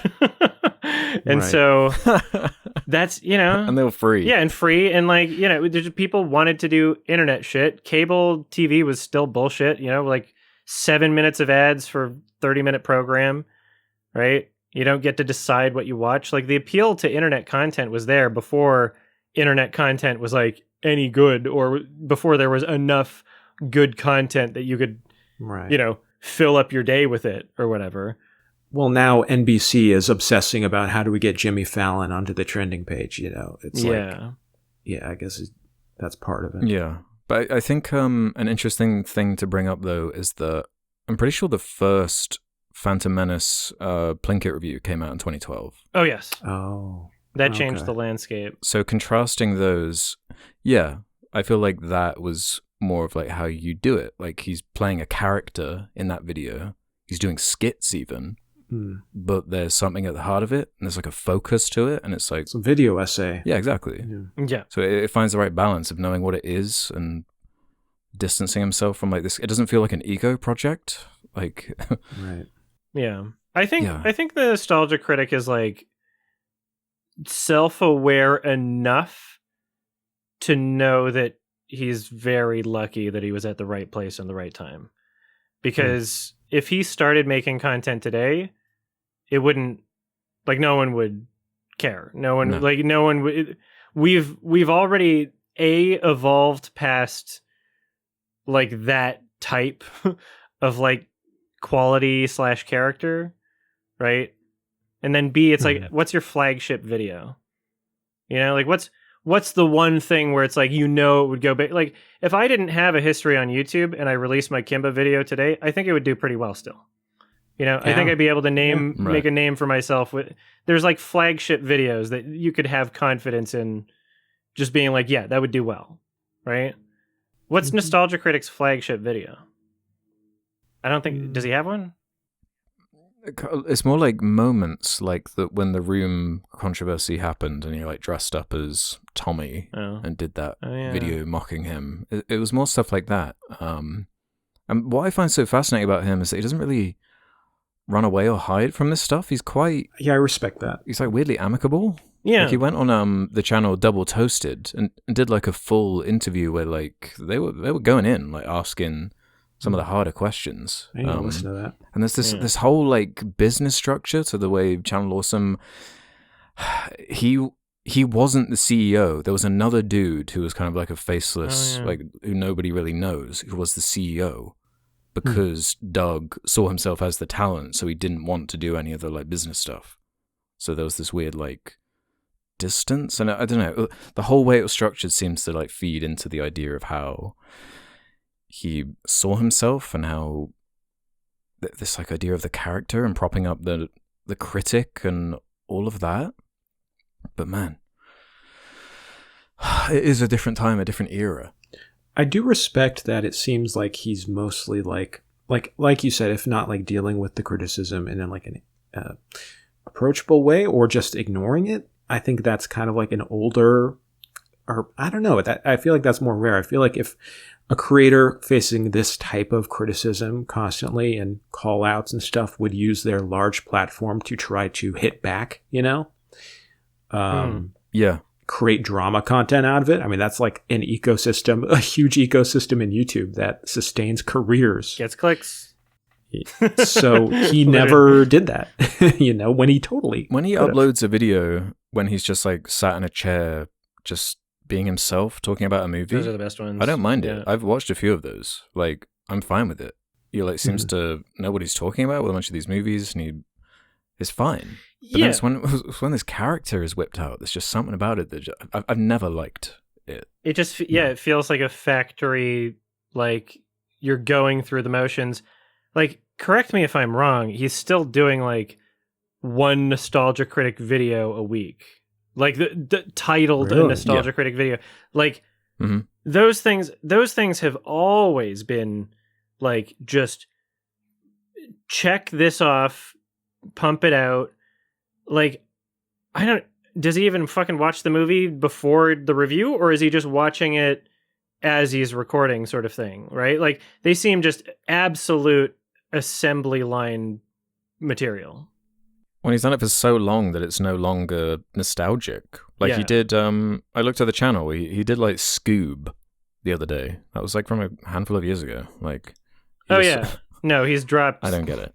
He's dropped the I'm doing nostalgic movies. He's just keeping the name, you know, because that's what people click on. Because he's done all of it.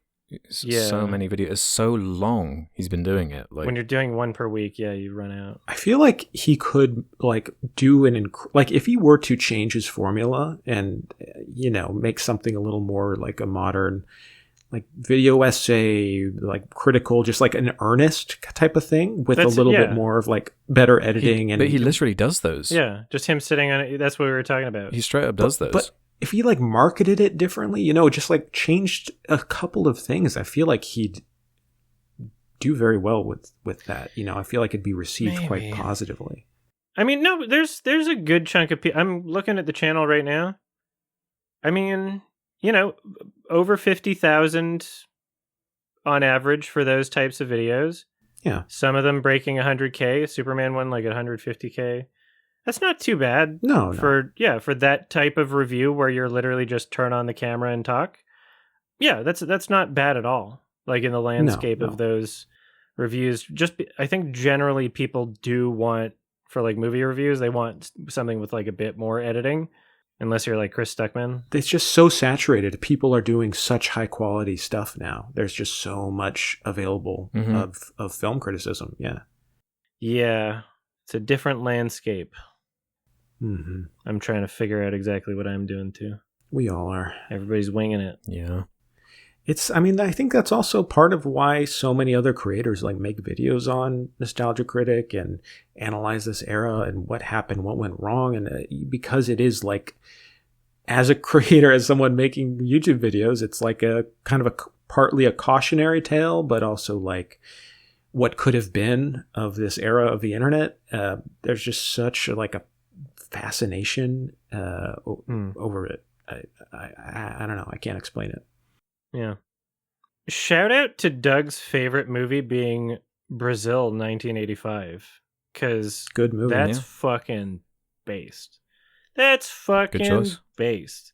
Dude very good movie. Is a better critic than Jeremy Jahns, hands down. I'm surprised he didn't show up. Like, honestly, it's funny because Jeremy Jahns is like way worse at like articulating what he enjoys about a movie, going into anything substantive about movies, right? Like personally, his taste is just like kind of awful. But even though, you know, that's subjective. But whenever I hear Jeremy Jahns talking about movies, it's a very simplistic, like he kind of just lists off things that happened. So even though he's not doing it in the same way that Nostalgia Critic did, where he's not showing the clips, Jeremy Jahns is barely making jokes. When he does, it's like blackface or whatever. You know, he has a lot of the same problems, and they're even worse. But he doesn't get made fun of like Nostalgia Critic, and I think the reason why is because Jeremy Jahns isn't doing like a character, skit movie sort of thing, and he's not putting himself out there like that. Yeah. There's no ambition there. Yeah, there's not a huge like fucking squad ensemble and company and drama. Like the Nostalgia Critic story, there's just so much in here, and there's so much lore, and like, you know, he appears as so much more of a character too. Like he thinks he's Bugs Bunny, as my notes suggest. Whereas Jeremy Jahns like kind of pretends to be a real person. Yeah, he does like Jim Carrey like faces, like he's the Musk or something. Yeah. He like loves doing that kind of stuff. Yeah, unironically, Nostalgia Critic way better than Jeremy Jahns. I guess. What do you mean you guess? I mean, yeah, sure. Damn right. All right, what do you give it out of 10? Boldly Fleet? Is there any more lore that you want to share that you feel is like relevant or interesting? Or I don't know. I feel like we've covered a good chunk of it, but it just makes me sad, honestly. Yeah, I feel like talking to you guys about it has been quite therapeutic, to be honest, because I've just been sitting on these feelings for a couple days. Like, it's good to talk about it, and like it's there are aspects of this whole story, you know, that are, I think, are redeeming in the fact that like there was a person who had ambitions and tried to make something, you know, out of the love of making movies. You know, there's some of that there, but it is just all mired in this ego and this lack of self-awareness that is really painful to like sit through and experience. So yeah, I'm glad to have talked about it with you guys. I'll just say that. And I'm giving this a 1 out of 10. Alex? Yeah. I'd give it lower if I could. It's just unbearable. It's utterly unbearable. Yeah, easy half star. I just don't know what they were thinking with this. And I'm giving this one a 2 out of 10. Woo! Which I don't know. Like people say it's the worst of the three. I think the first two are much worse. I think the first two are just like so devoid of anything even approximating trying, right? Whereas this one, it tries and fails, and in some ways kind of succeeds in minor ways that the other ones didn't. It's there's more heart and effort going into this one than the previous two. So 2 out of 10. Nice. Loved it. I Dude. might be in this film's like top percentile for like ratings because I think everybody else on the planet gave it a 1. I mean, I might be its biggest fan. Yeah, I think it genuinely. I think it might be like the worst YouTuber movie. I think it might be. I don't know. Ooh. I've seen a bunch of them. I'm trying to think like what you got, like Airplane Mode, F the Prom, Smosh the Movie. I think it's worse than all of them. It's amazing. I'd rather watch any of those than this ever again. Like, and that's spectacular. I don't know. I don't know if I agree. That's pretty impressive. That's kind of amazing, actually. Yeah, I don't know if I agree on that, actually. Which one of those would you rather watch than Boldly Flee? Well, some of those I haven't seen, but I feel like, you listing off like Smosh movies, like feels like they have more of a production and it's less fun cringe. I guess I don't see the fun cringe in this. That's kind of my hang up. Yeah. Like with all the context of the drama and everything, it's too much for me. It's just cursed. Knowing that the people were miserable, largely making it, really makes it much harder to watch. Like if I knew like they were all having a fun time and participating, yeah, totally actually. different. Totally, like that changes everything. It really does. Exactly. But knowing that it was a shitty time and they were like being dictated to do all these cringy dialogue, like fuck, like that sounds like a nightmare. Just kind of like how I like Requiem for a Dream. Like I think I enjoy sadness. Are you comparing to Boldly Flee to Requiem for a Dream? So the sad cringe is fun cringe for me. I enjoy sadness. Yeah. All right, dude. When I press the keys, it all gets reversed. The sound of loneliness makes me happier. That was Bright Eyes. All right. questions. Let's do some questions then. Questions. Let's do some questions from the Sardonicast community. Head over to the suggestion thread over on the subreddit when that's posted if you want to leave questions for future episodes, just like Joe RCK did. Got a question for each of us. Jake, what is the thing you're carrying? Yeah, that's a great question. A baby. I'm carrying a 4K Blu-ray of To Boldly Flee at all times. Adam, which director are you saying your movie sucks to, and which movie? I think if we were to go like historically, like mostly M. Night. Right? True. Yeah. Yeah. Has to be. I think that was my like early concept video that was just realized like early in the channel. What about Derek? No, Derek's movies are great though. Oh, okay. I love Derek's movies. Great, yeah. And the question for me is, Alex, if you hate everything, does that mean you hate Stop Making Sense? Yeah, you got me, man. Right, let's do this one from Matt Smith, Reddit. Since you're now covering one of his movies, would you ever be willing to have Doug Walker as a guest on your show? I know you've mocked and heavily criticized him a lot, but he's never let that get to him before, especially with his relationship with Only Plays, as we mentioned. Collaborating with them, getting along just fine, and laughing along with all their jokes directed towards him on their videos and podcast. He also let the host of Double Toasted do the harshest criticism and controversies about him, and he responded rather maturely. I've also watched quite a few of his videos where he isn't wearing silly outfits and doing sketches, and he seems to have a genuine love and appreciation for film in all its aspects. I think he'd be very capable of having a very good, mature discussion about film with the three of you. Yeah, have him on and review Brazil. Yeah, never say never.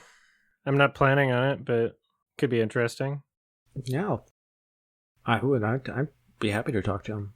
Yeah. Not unwilling, but too busy for the next few months at least to even be thinking about it. Yeah. No, we're flying through these. Jesus has one for Jake.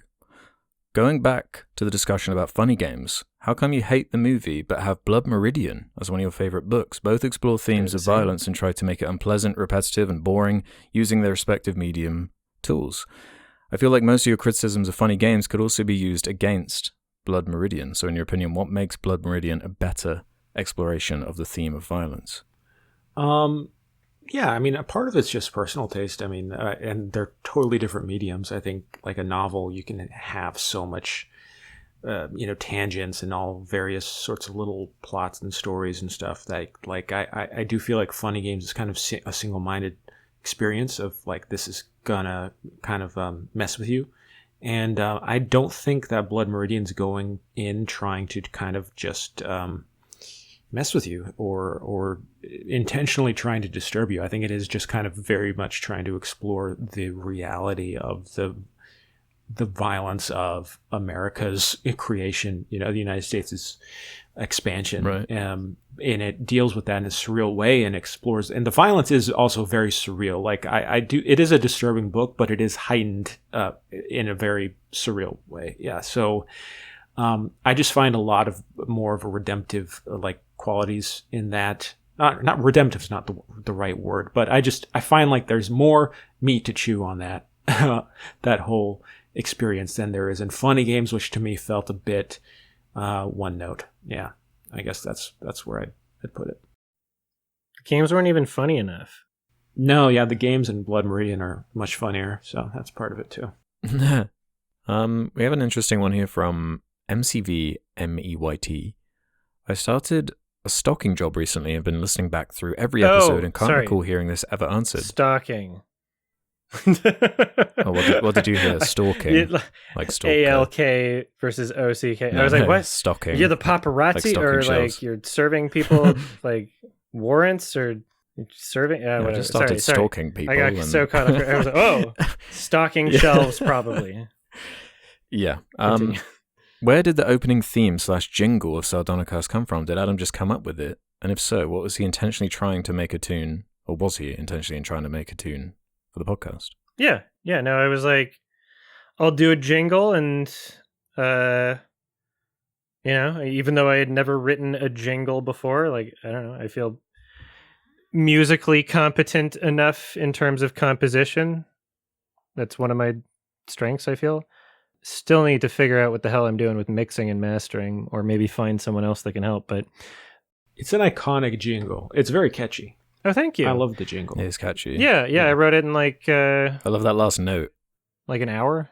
Nice. Yeah, I just like fucked around and made some tweaks along the way. To me, writing music, whether it's with lyrics or not, is often just a matter of like fucking around and then hearing, okay, what works, and then playing it enough times that you can really whittle down, like, okay, we're taking this part out, we're moving this part over slightly. It's like a puzzle piece, and you just kind of have to repeat the process enough to be able to fully formulate your perspective on what about it sounds good and what about it could be improved. And as long as you just do it enough times, then it'll turn into something. Yeah, I feel like it hit the tones really well. It's like goofy, but not like obnoxious, like derp-de-derp, like... No, yeah. There's no like glockenspiel, like, like, it's not like we're a joke, but there's something kind of like sardonic about the tone. Say that again. Nice. Yeah, thank you. As soon as I find someone to help me with fucking mixing and mastering and figure out how to even find out who I would trust and how to find a person how to know how to trust a person with that. Yeah, I find that process so interesting, mixing and mastering. Then maybe I can have a cleaner, better mixed version of that same jingle, because I keep all the original recording files for everything. I'm a data hoarder. I literally saw a concert last night, Spelling, with 3 L's. Really great artist. Very, very small personal show in Vancouver. And I literally like at the merch table just like asked her, I'm like, okay, like if I can compose and I can perform and I can write, but I just have no idea what I'm doing with mixing and mastering, like what do you suggest? She didn't really give like a helpful answer. She was like, oh yeah, just like do it yourself. But yeah, I didn't want to like bother her for too long. I'm like, that didn't make any sense. I'm not sure she understood what my issue was, but I'll figure it out someday. It's definitely an underappreciated thing. Yeah, that's another thing where like if I were to sign up with a label and just go into the system that already exists, Exactly, yeah. then that would be set up for me. So exactly what we were talking about earlier.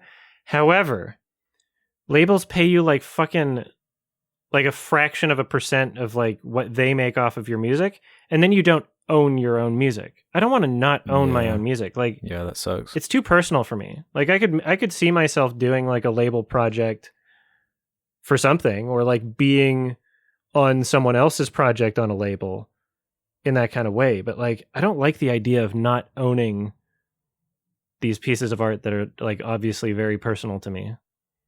Like that just doesn't feel right. Mm-hmm. Yeah, I hear that. Fobtac has one for us. In recent episodes, Adam has mentioned how he doesn't want to watch movies that he knows he won't get anything from due to not having enough time to waste on them. If you could experience any/all movies by instantly uploading them to your mind, would you choose to experience them this way? Adam, would you feel less averse to watching things like Marvel movies if you only had to spend 2 seconds to get them into your brain?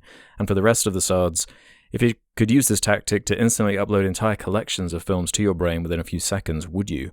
Or is spending actual time on the viewing experience more important to the way we receive films? Personally, it bums me out that I won't have enough time in my life to experience all the art that interests me.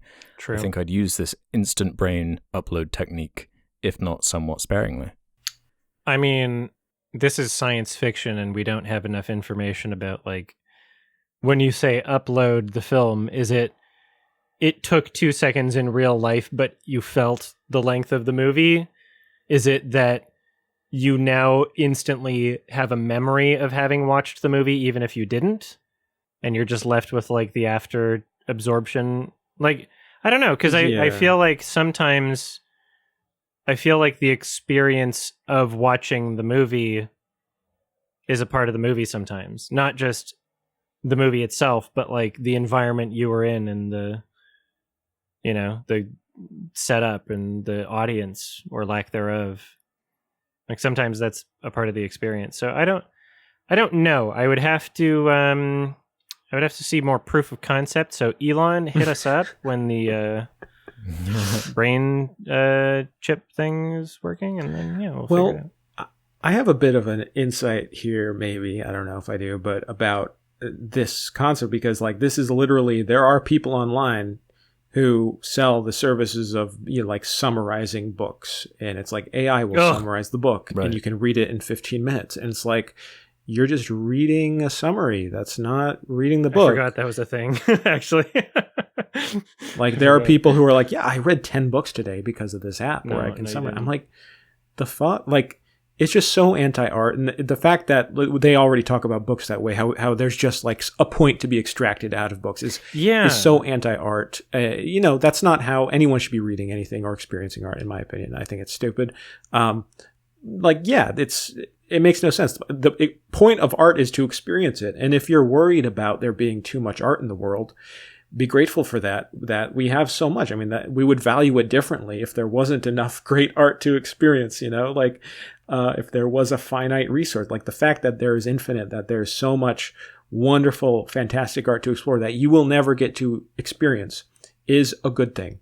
You know, like you will die wishing you saw some more movies, probably, but that's not really the point of life, is it? In my opinion. Which is why it's important to have a professional who spends their working hours watching movies, curating everything for you, so that you know what to not waste your time on. Yeah, tell you what to watch. So you are dependent. You are dependent on. That's the value of criticism. Yeah. And yet here you are, listening for free with an ad blocker on. Wow. What the fuck? What the fuck are you doing? You have an ad blocker on? Yeah, you. I'm calling you out. Sorry. Yeah. I mean, in a way, you could just listen to our podcasts and then surmise what the movie is about, and that's like experiencing the Then you're film. set, yeah. Except our podcast is probably longer than most films you could watch. Oh, you know what we should sell? We should sell summarized versions of our podcasts. Why don't we summarize the whole like fucking like episode 1 through 198, like Adam, Mad, talk. It would just be like blah blah blah blah blah, normie masterpiece, blah blah blah blah blah. Is Gemini not doing that yet? Is it not like integrated actually, in YouTube yeah, yet? I'm surprised there's not like a button. Oh shit! It's Yeah. like this is True. what happens in space. Yeah.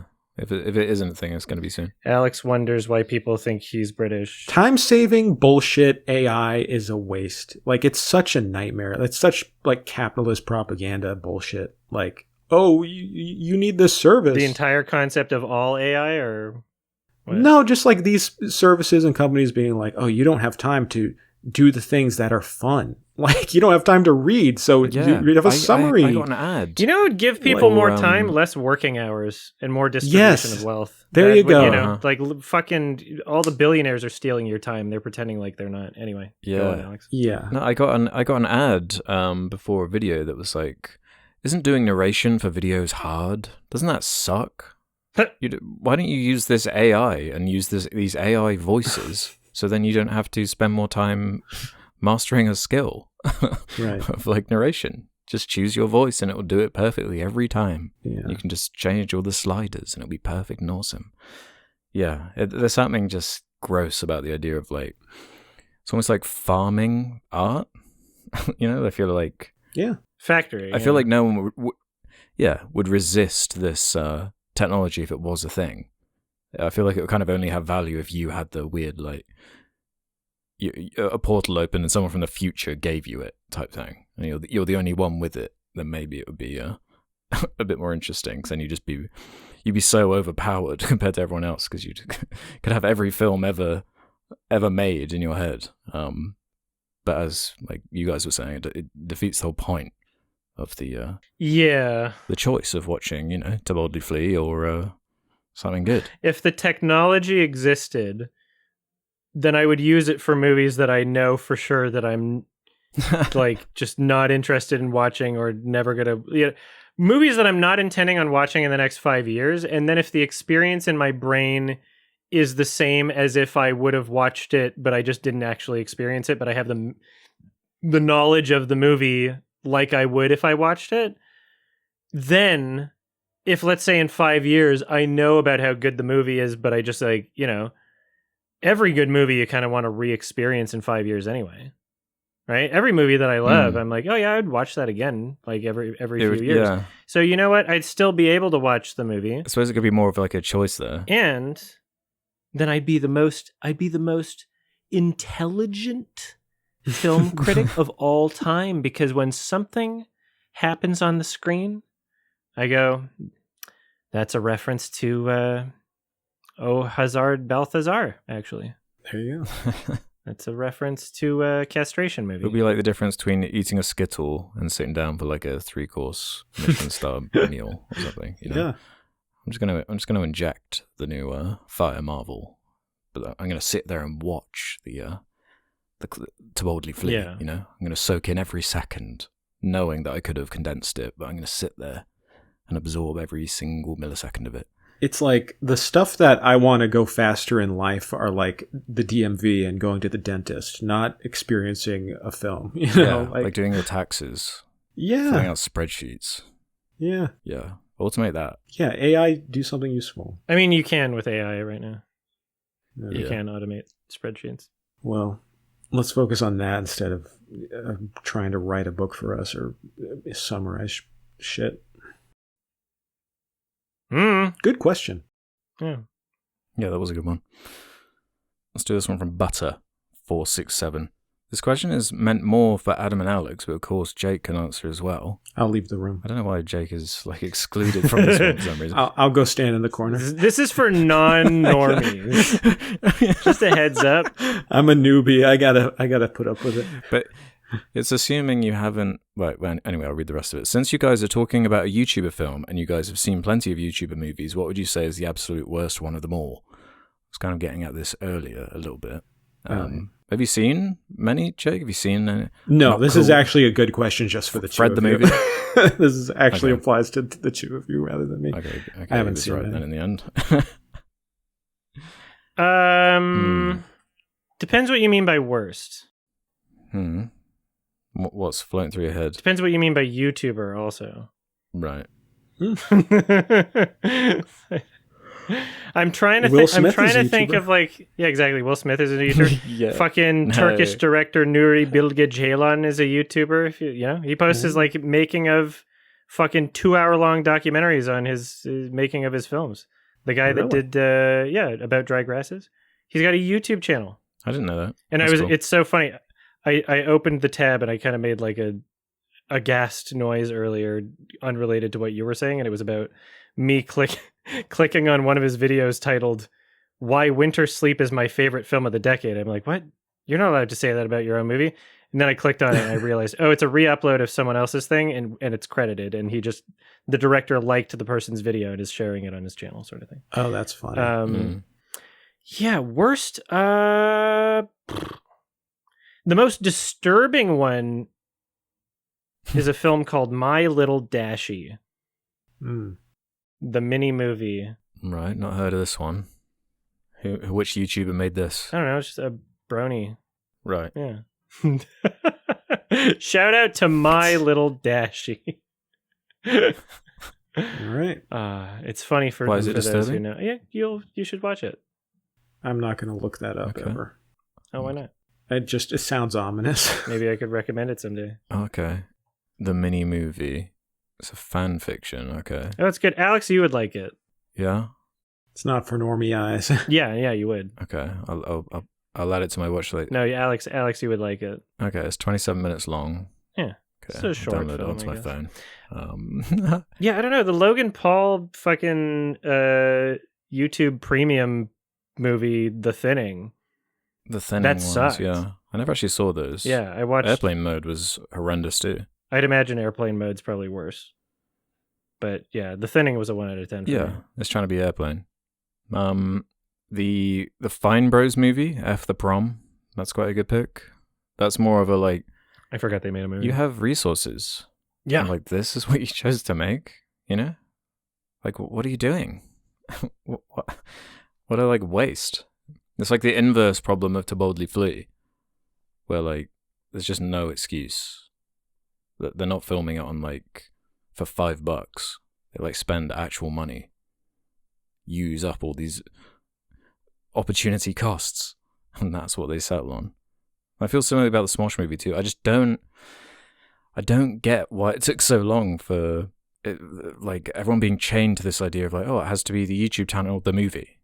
Like it can't be like a Raka Raka thing where it's like, Oh hell yeah. we've learned all these skills through our YouTube channel, and then we're like just making these sick ass like amazing horror films. That's the thing, is like if someone's successful and especially talented enough, they never feel like YouTuber movies, because they're just movies and they're like, oh, we're doing it with A24. Right? Exactly, yeah. With the exception being Joel Haver, because he actually posts his movies to his YouTube channel. Mm-hmm. Yeah. Yeah, that's another good example of the way to do it more so, where it feels earnest and genuine. We love Joel Haver. Anything Shane Dawson has made as well? Shane Dawson sucks. Yeah. Epic documentaries, epic comedies. Just an all-round movie legend, I guess. Yeah. So, I mean, there's like a lot to choose from, right? It's just endless, the amount of these that are made. Like a Fred the movie. Yeah, Shane Dawson pretends he's making like documentaries. Yeah. And people were calling them that. Yeah, for some reason. I remember there was a big one in 2020. Like everyone was like, the new Shane doc has dropped. Fuck off. Everyone is losing their minds. Jesus Christ. Yeah, they're like vlogs. It's just Yeah. call it what it is. Like, I mean, if somebody's experience with media is like letting Netflix decide what to put on for them, then yeah, sure, it's a documentary. Because I'm sure there's a lot of similar shit on Netflix. yeah, there's some really bad docs on Netflix nowadays. Yeah. The inverse, I guess, of this question from Nieminen is, which YouTuber would you like to see make a movie? There's this guy called Man Carrying Thing. I'd like quite like to see a movie from him. Yeah, I don't know about that. I don't know about that guy. It'd probably be very cringe. You know, we could take every single one of your videos and like remove any like outro or text, and then just have it play. No, yeah, just have it play in one long film. Yeah, you know, it'd be and 24 see minutes what the long. runtime. Yeah, 24-minute film, and just kind of see, you know, if you remove the ability to know where one starts and ends. See if it almost turns into like a different story. Where like, oh, a new character is being introduced, even though it's like a different video initially. But maybe it like works. Yeah. Maybe there's a way to make it work. Ooh, that what sounds if you like an interesting... What? Better idea. Okay. You take each shot, not each video, each shot. So each cut, then you throw it in a generator that randomizes them. And then you have a film. This is such a good idea. Somebody with autism, please. We have to do this. Somebody make this. Summon the autistic people. If that last one sounds too complicated, do the previous idea. Okay? Whatever you think you can do, somebody has to make this. We need Man Carrying Thing, the movie. I could make an art project out of it, like Shia LaBeouf, just sit in a theater and watch it for, you know, however long it takes. Again, like 24 minutes. Yeah, that sounds like fucking hell. That sounds like the worst thing I would ever do. No, yeah, that's why someone else should do it. You don't have to do it. No, they shouldn't. No, they horrible. Should. I'm saying they should. You know what? There are so many YouTubers who I feel like would make good films, honestly. To change the topic to the actual topic. I mean, I love Joel Haver. I totally get why he wants to make his own stuff the way he does on YouTube.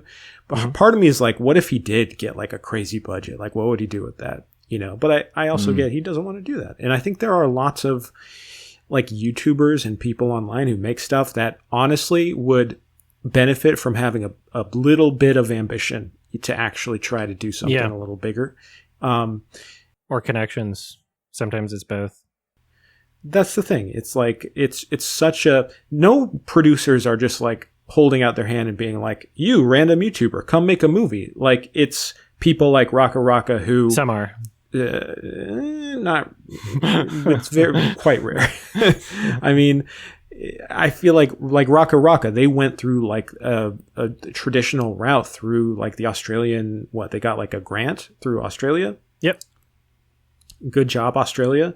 But there's like an infrastructure there to support people making films. And it's like the pipeline from the internet to traditional filmmaking is like not really there. And what YouTubers do have is, you know, they have an audience, resources that they can use, but all people who make YouTube videos are all loners, isolated. They don't know how to work with other people. Like those are skills that it's just you to have the skills to be able to like make creative stuff online and be artistic, but also be a businessman and build like the infrastructure for a film project. Like it's too much for a lot of people. And like, it makes sense why we don't get better YouTube movies and why more YouTubers aren't trying to make stuff because it's hard. It's hard out there. All right. We've got a hard out pretty soon. So I'm going to give my answer real quick. No. Take your time. It's okay. No, I'm not. I'm going to be fast if I want to. You're not going to bully me. One answer. I've got two answers. One answer, me. I would like to make a movie. I just, exactly. I'm bogged down by the practicality of it and my arms are broken and health issues right now. I would love I'll finance your film. No, yeah. I don't even think financing it is going to be the hard part. It's just going to be like finding people I trust. I think I need to start doing like some shorts first or whatever. You know, I did a music video, but something with more of like a narrative structure. But again, you know, if I want it to look good, then I need to like find the right people to trust. And then also like actors. It's just, I need to restructure and have more security in what I'm doing currently right now. And then I can focus on that. So baby steps, one step at a time. Have you written scripts? I have many concepts and like ideas and characters. And I've written scripts for bullshitty things at a young age, and I have like outlines for what I would want to achieve in a film or how I would want it to be shot. and how it would connect to like characters. I think I function really, really well in like a collaborative writing environment. So, you know, something where I'm like bouncing ideas off of another person and creating it with them. Also, doing it that way helps with the fact that I have tendonitis and can't type much anyway. So that would be my preferred way of doing it. If you ever want a co-writer, I like to put words on the page. Oh, really? Oh yeah, I write scripts. Yeah. Okay. Yeah. Maybe we'll make something. Oh, sure. Okay. Fine. All right. Let's have a call and brainstorm sometime. Actually. Hell yeah. Yeah. Legit. There are ways. Yeah. Yeah. Answer for not me. Lasagna cat. Lasagna cat, hands down, 1,000%. I would consider both sex survey results and the pipe strip to be films. They're feature length. Alex, did you say who you'd pick? I don't need it because I got My Little Dashi. You know, which I pulled up on YouTube and just scrolled through, and I've actually seen this film. Oh, you've seen it. So you loved it. I was right. I'd carved it out of my memory because it was so good. It was released 11 years ago. Okay. Yeah. I don't know. Red Letter Media. Oh wait. I don't know. No, they made Space Cop. You can't. What are you talking about? Yeah. Jake, do you want to do one more quick question or no? It's up to you. Real quick. All right, speed round. Ding, ding, ding. Okay, Jack the Manipulated can cap us off here. What are your thoughts on people recently complaining about getting Pedro Pascal fatigue after him being in multiple movies released right now? Do you think it's a fair complaint? Have you experienced this with him or any other actors? He's better than Chris Pratt. He's like an actual actor. So, I mean, if he's in... Yeah. He has way more range than a lot of these people, like a Jai Courtney or someone that's being like pushed where it's like, what? Why are they trying to make this a thing? Whereas he actually feels like, when I see him, like, he's actually good. No, yeah. Like, I can't remember the last time he was really bad in anything. I think the complaints are legitimate and that it is legitimate to feel fatigue over Pedro Pascal. So but, you know, even though he's not a Joaquin Phoenix in terms of transforming into different characters, he's still way better than Chris Pratt. You know, I care more about whether or not someone's going in every movie and can't act. You know, The Rock, etc. Yeah. I like him a lot. I like him as a person. I think I like how he sticks up for trans rights and all that. He seems like a good dude, and I also like how he seems to be using the clout he has from being in big blockbusters like Fantastic Four to help smaller films get off the ground. Like I think he kind of rescued Todd Haynes' recent film that looked like it wasn't going to happen because Joaquin dropped. So shit, that's happening. I didn't even know. I believe so. I think he's stepping in to do that. Fuck, so that's awesome. Yeah. Good shit. I like him. I agree. Shit. Yeah, I thought that was done for. Yeah, there's a weird new people talk on Twitter about how he grabs women too much, and some people are saying he's in the closet gay or something. I don't know. We're not going to talk about that. We'll save it for another time because we ran out of time. But thank you for your questions, everybody. Yeah. Those are good. This is a long one. It's your recommendation, Jake. You guys know what my recommendation is. We discussed this a little bit to coordinate it with an upcoming film. The film that I think we're going to be talking about next week, right? If we're all able to see it. Not next week. Next time we record. Is Highest to Lowest. So I'm recommending High and Low by Kurosawa, which I think would make it the first Kurosawa film we review, right? Or you guys have reviewed? Somehow, yes. I think so. He's come up now and again, but never like a full rep. Well, I mean, like I did a watch along for 2 Kurosawa movies, but okay, I don't think I've. Yeah, I haven't done. We haven't done like a podcast thing or anything. Well, Kurosawa, I hear he might make some good movies. I've seen High and Low, but it's been a while ago, so I'm excited to rewatch it. I think I watched it a month ago, but it was great, and I am happy to watch it again. Awesome. Yeah. Cool. And then, so Highest to Lowest, the Spike Lee reinterpretation, or joint. It appears it comes out September 5th for everybody, so we should be able to watch it. as long as it's not such a big flop that it disappears from theaters by the time I'm back from TIFF. So it should be fine. Oh, I'm seeing that it's streaming. Yeah, it's on Apple. Apple TV. Oh, is it streaming? Oh, okay, I can do it. I Plus. can watch it at home. Oh, sure. Fuck. Yeah. Hell yeah. Even better. Awesome. Internet. Never mind. All right, if you don't want to be spoiled, for Akira Kurosawa's High and Low, watch it before this next episode comes out. They come out every 2 weeks. You can listen to them early, support the show. Sardonicast.com, sign up for premium. It's only a few bucks a month. Sardonicast.com. Sorry, patreon.com/Sardonicast. And then also the membership join button on YouTube. And it's all ad-free. You hate ads? You hate ads and you don't want to be a little baby with an ad blocker? I love ads. YouTube's going to make it tougher and tougher for you. It's going to make your experience bad if you use an ad blocker. So you might as well give us money on Patreon, please. Come on, we don't even throw in fucking sponsorship ads on this show. Come on. Come on, what are you ducking Come about? on. There's a RSS feed on the Patreon now. So a private RSS feed. You can connect to any of your podcast apps, Spotify, fucking whatever. Ooh. It's all ad free and you can listen to it in a nice way. Okay? So sign the fuck up. I'm watching you. Yeah. Also, Sardonicast Highlights channel on YouTube. Check that out. All right. Thanks for listening, everybody. Thanks for listening, everyone. And now we are off to boldly flee. Boldly flee. Keep it bold and flee. Have a happy Yeah. channel awesome. Happy channel awesome. Bye, everyone. Have a happy supervillain shuffle. Bye-bye. Bye.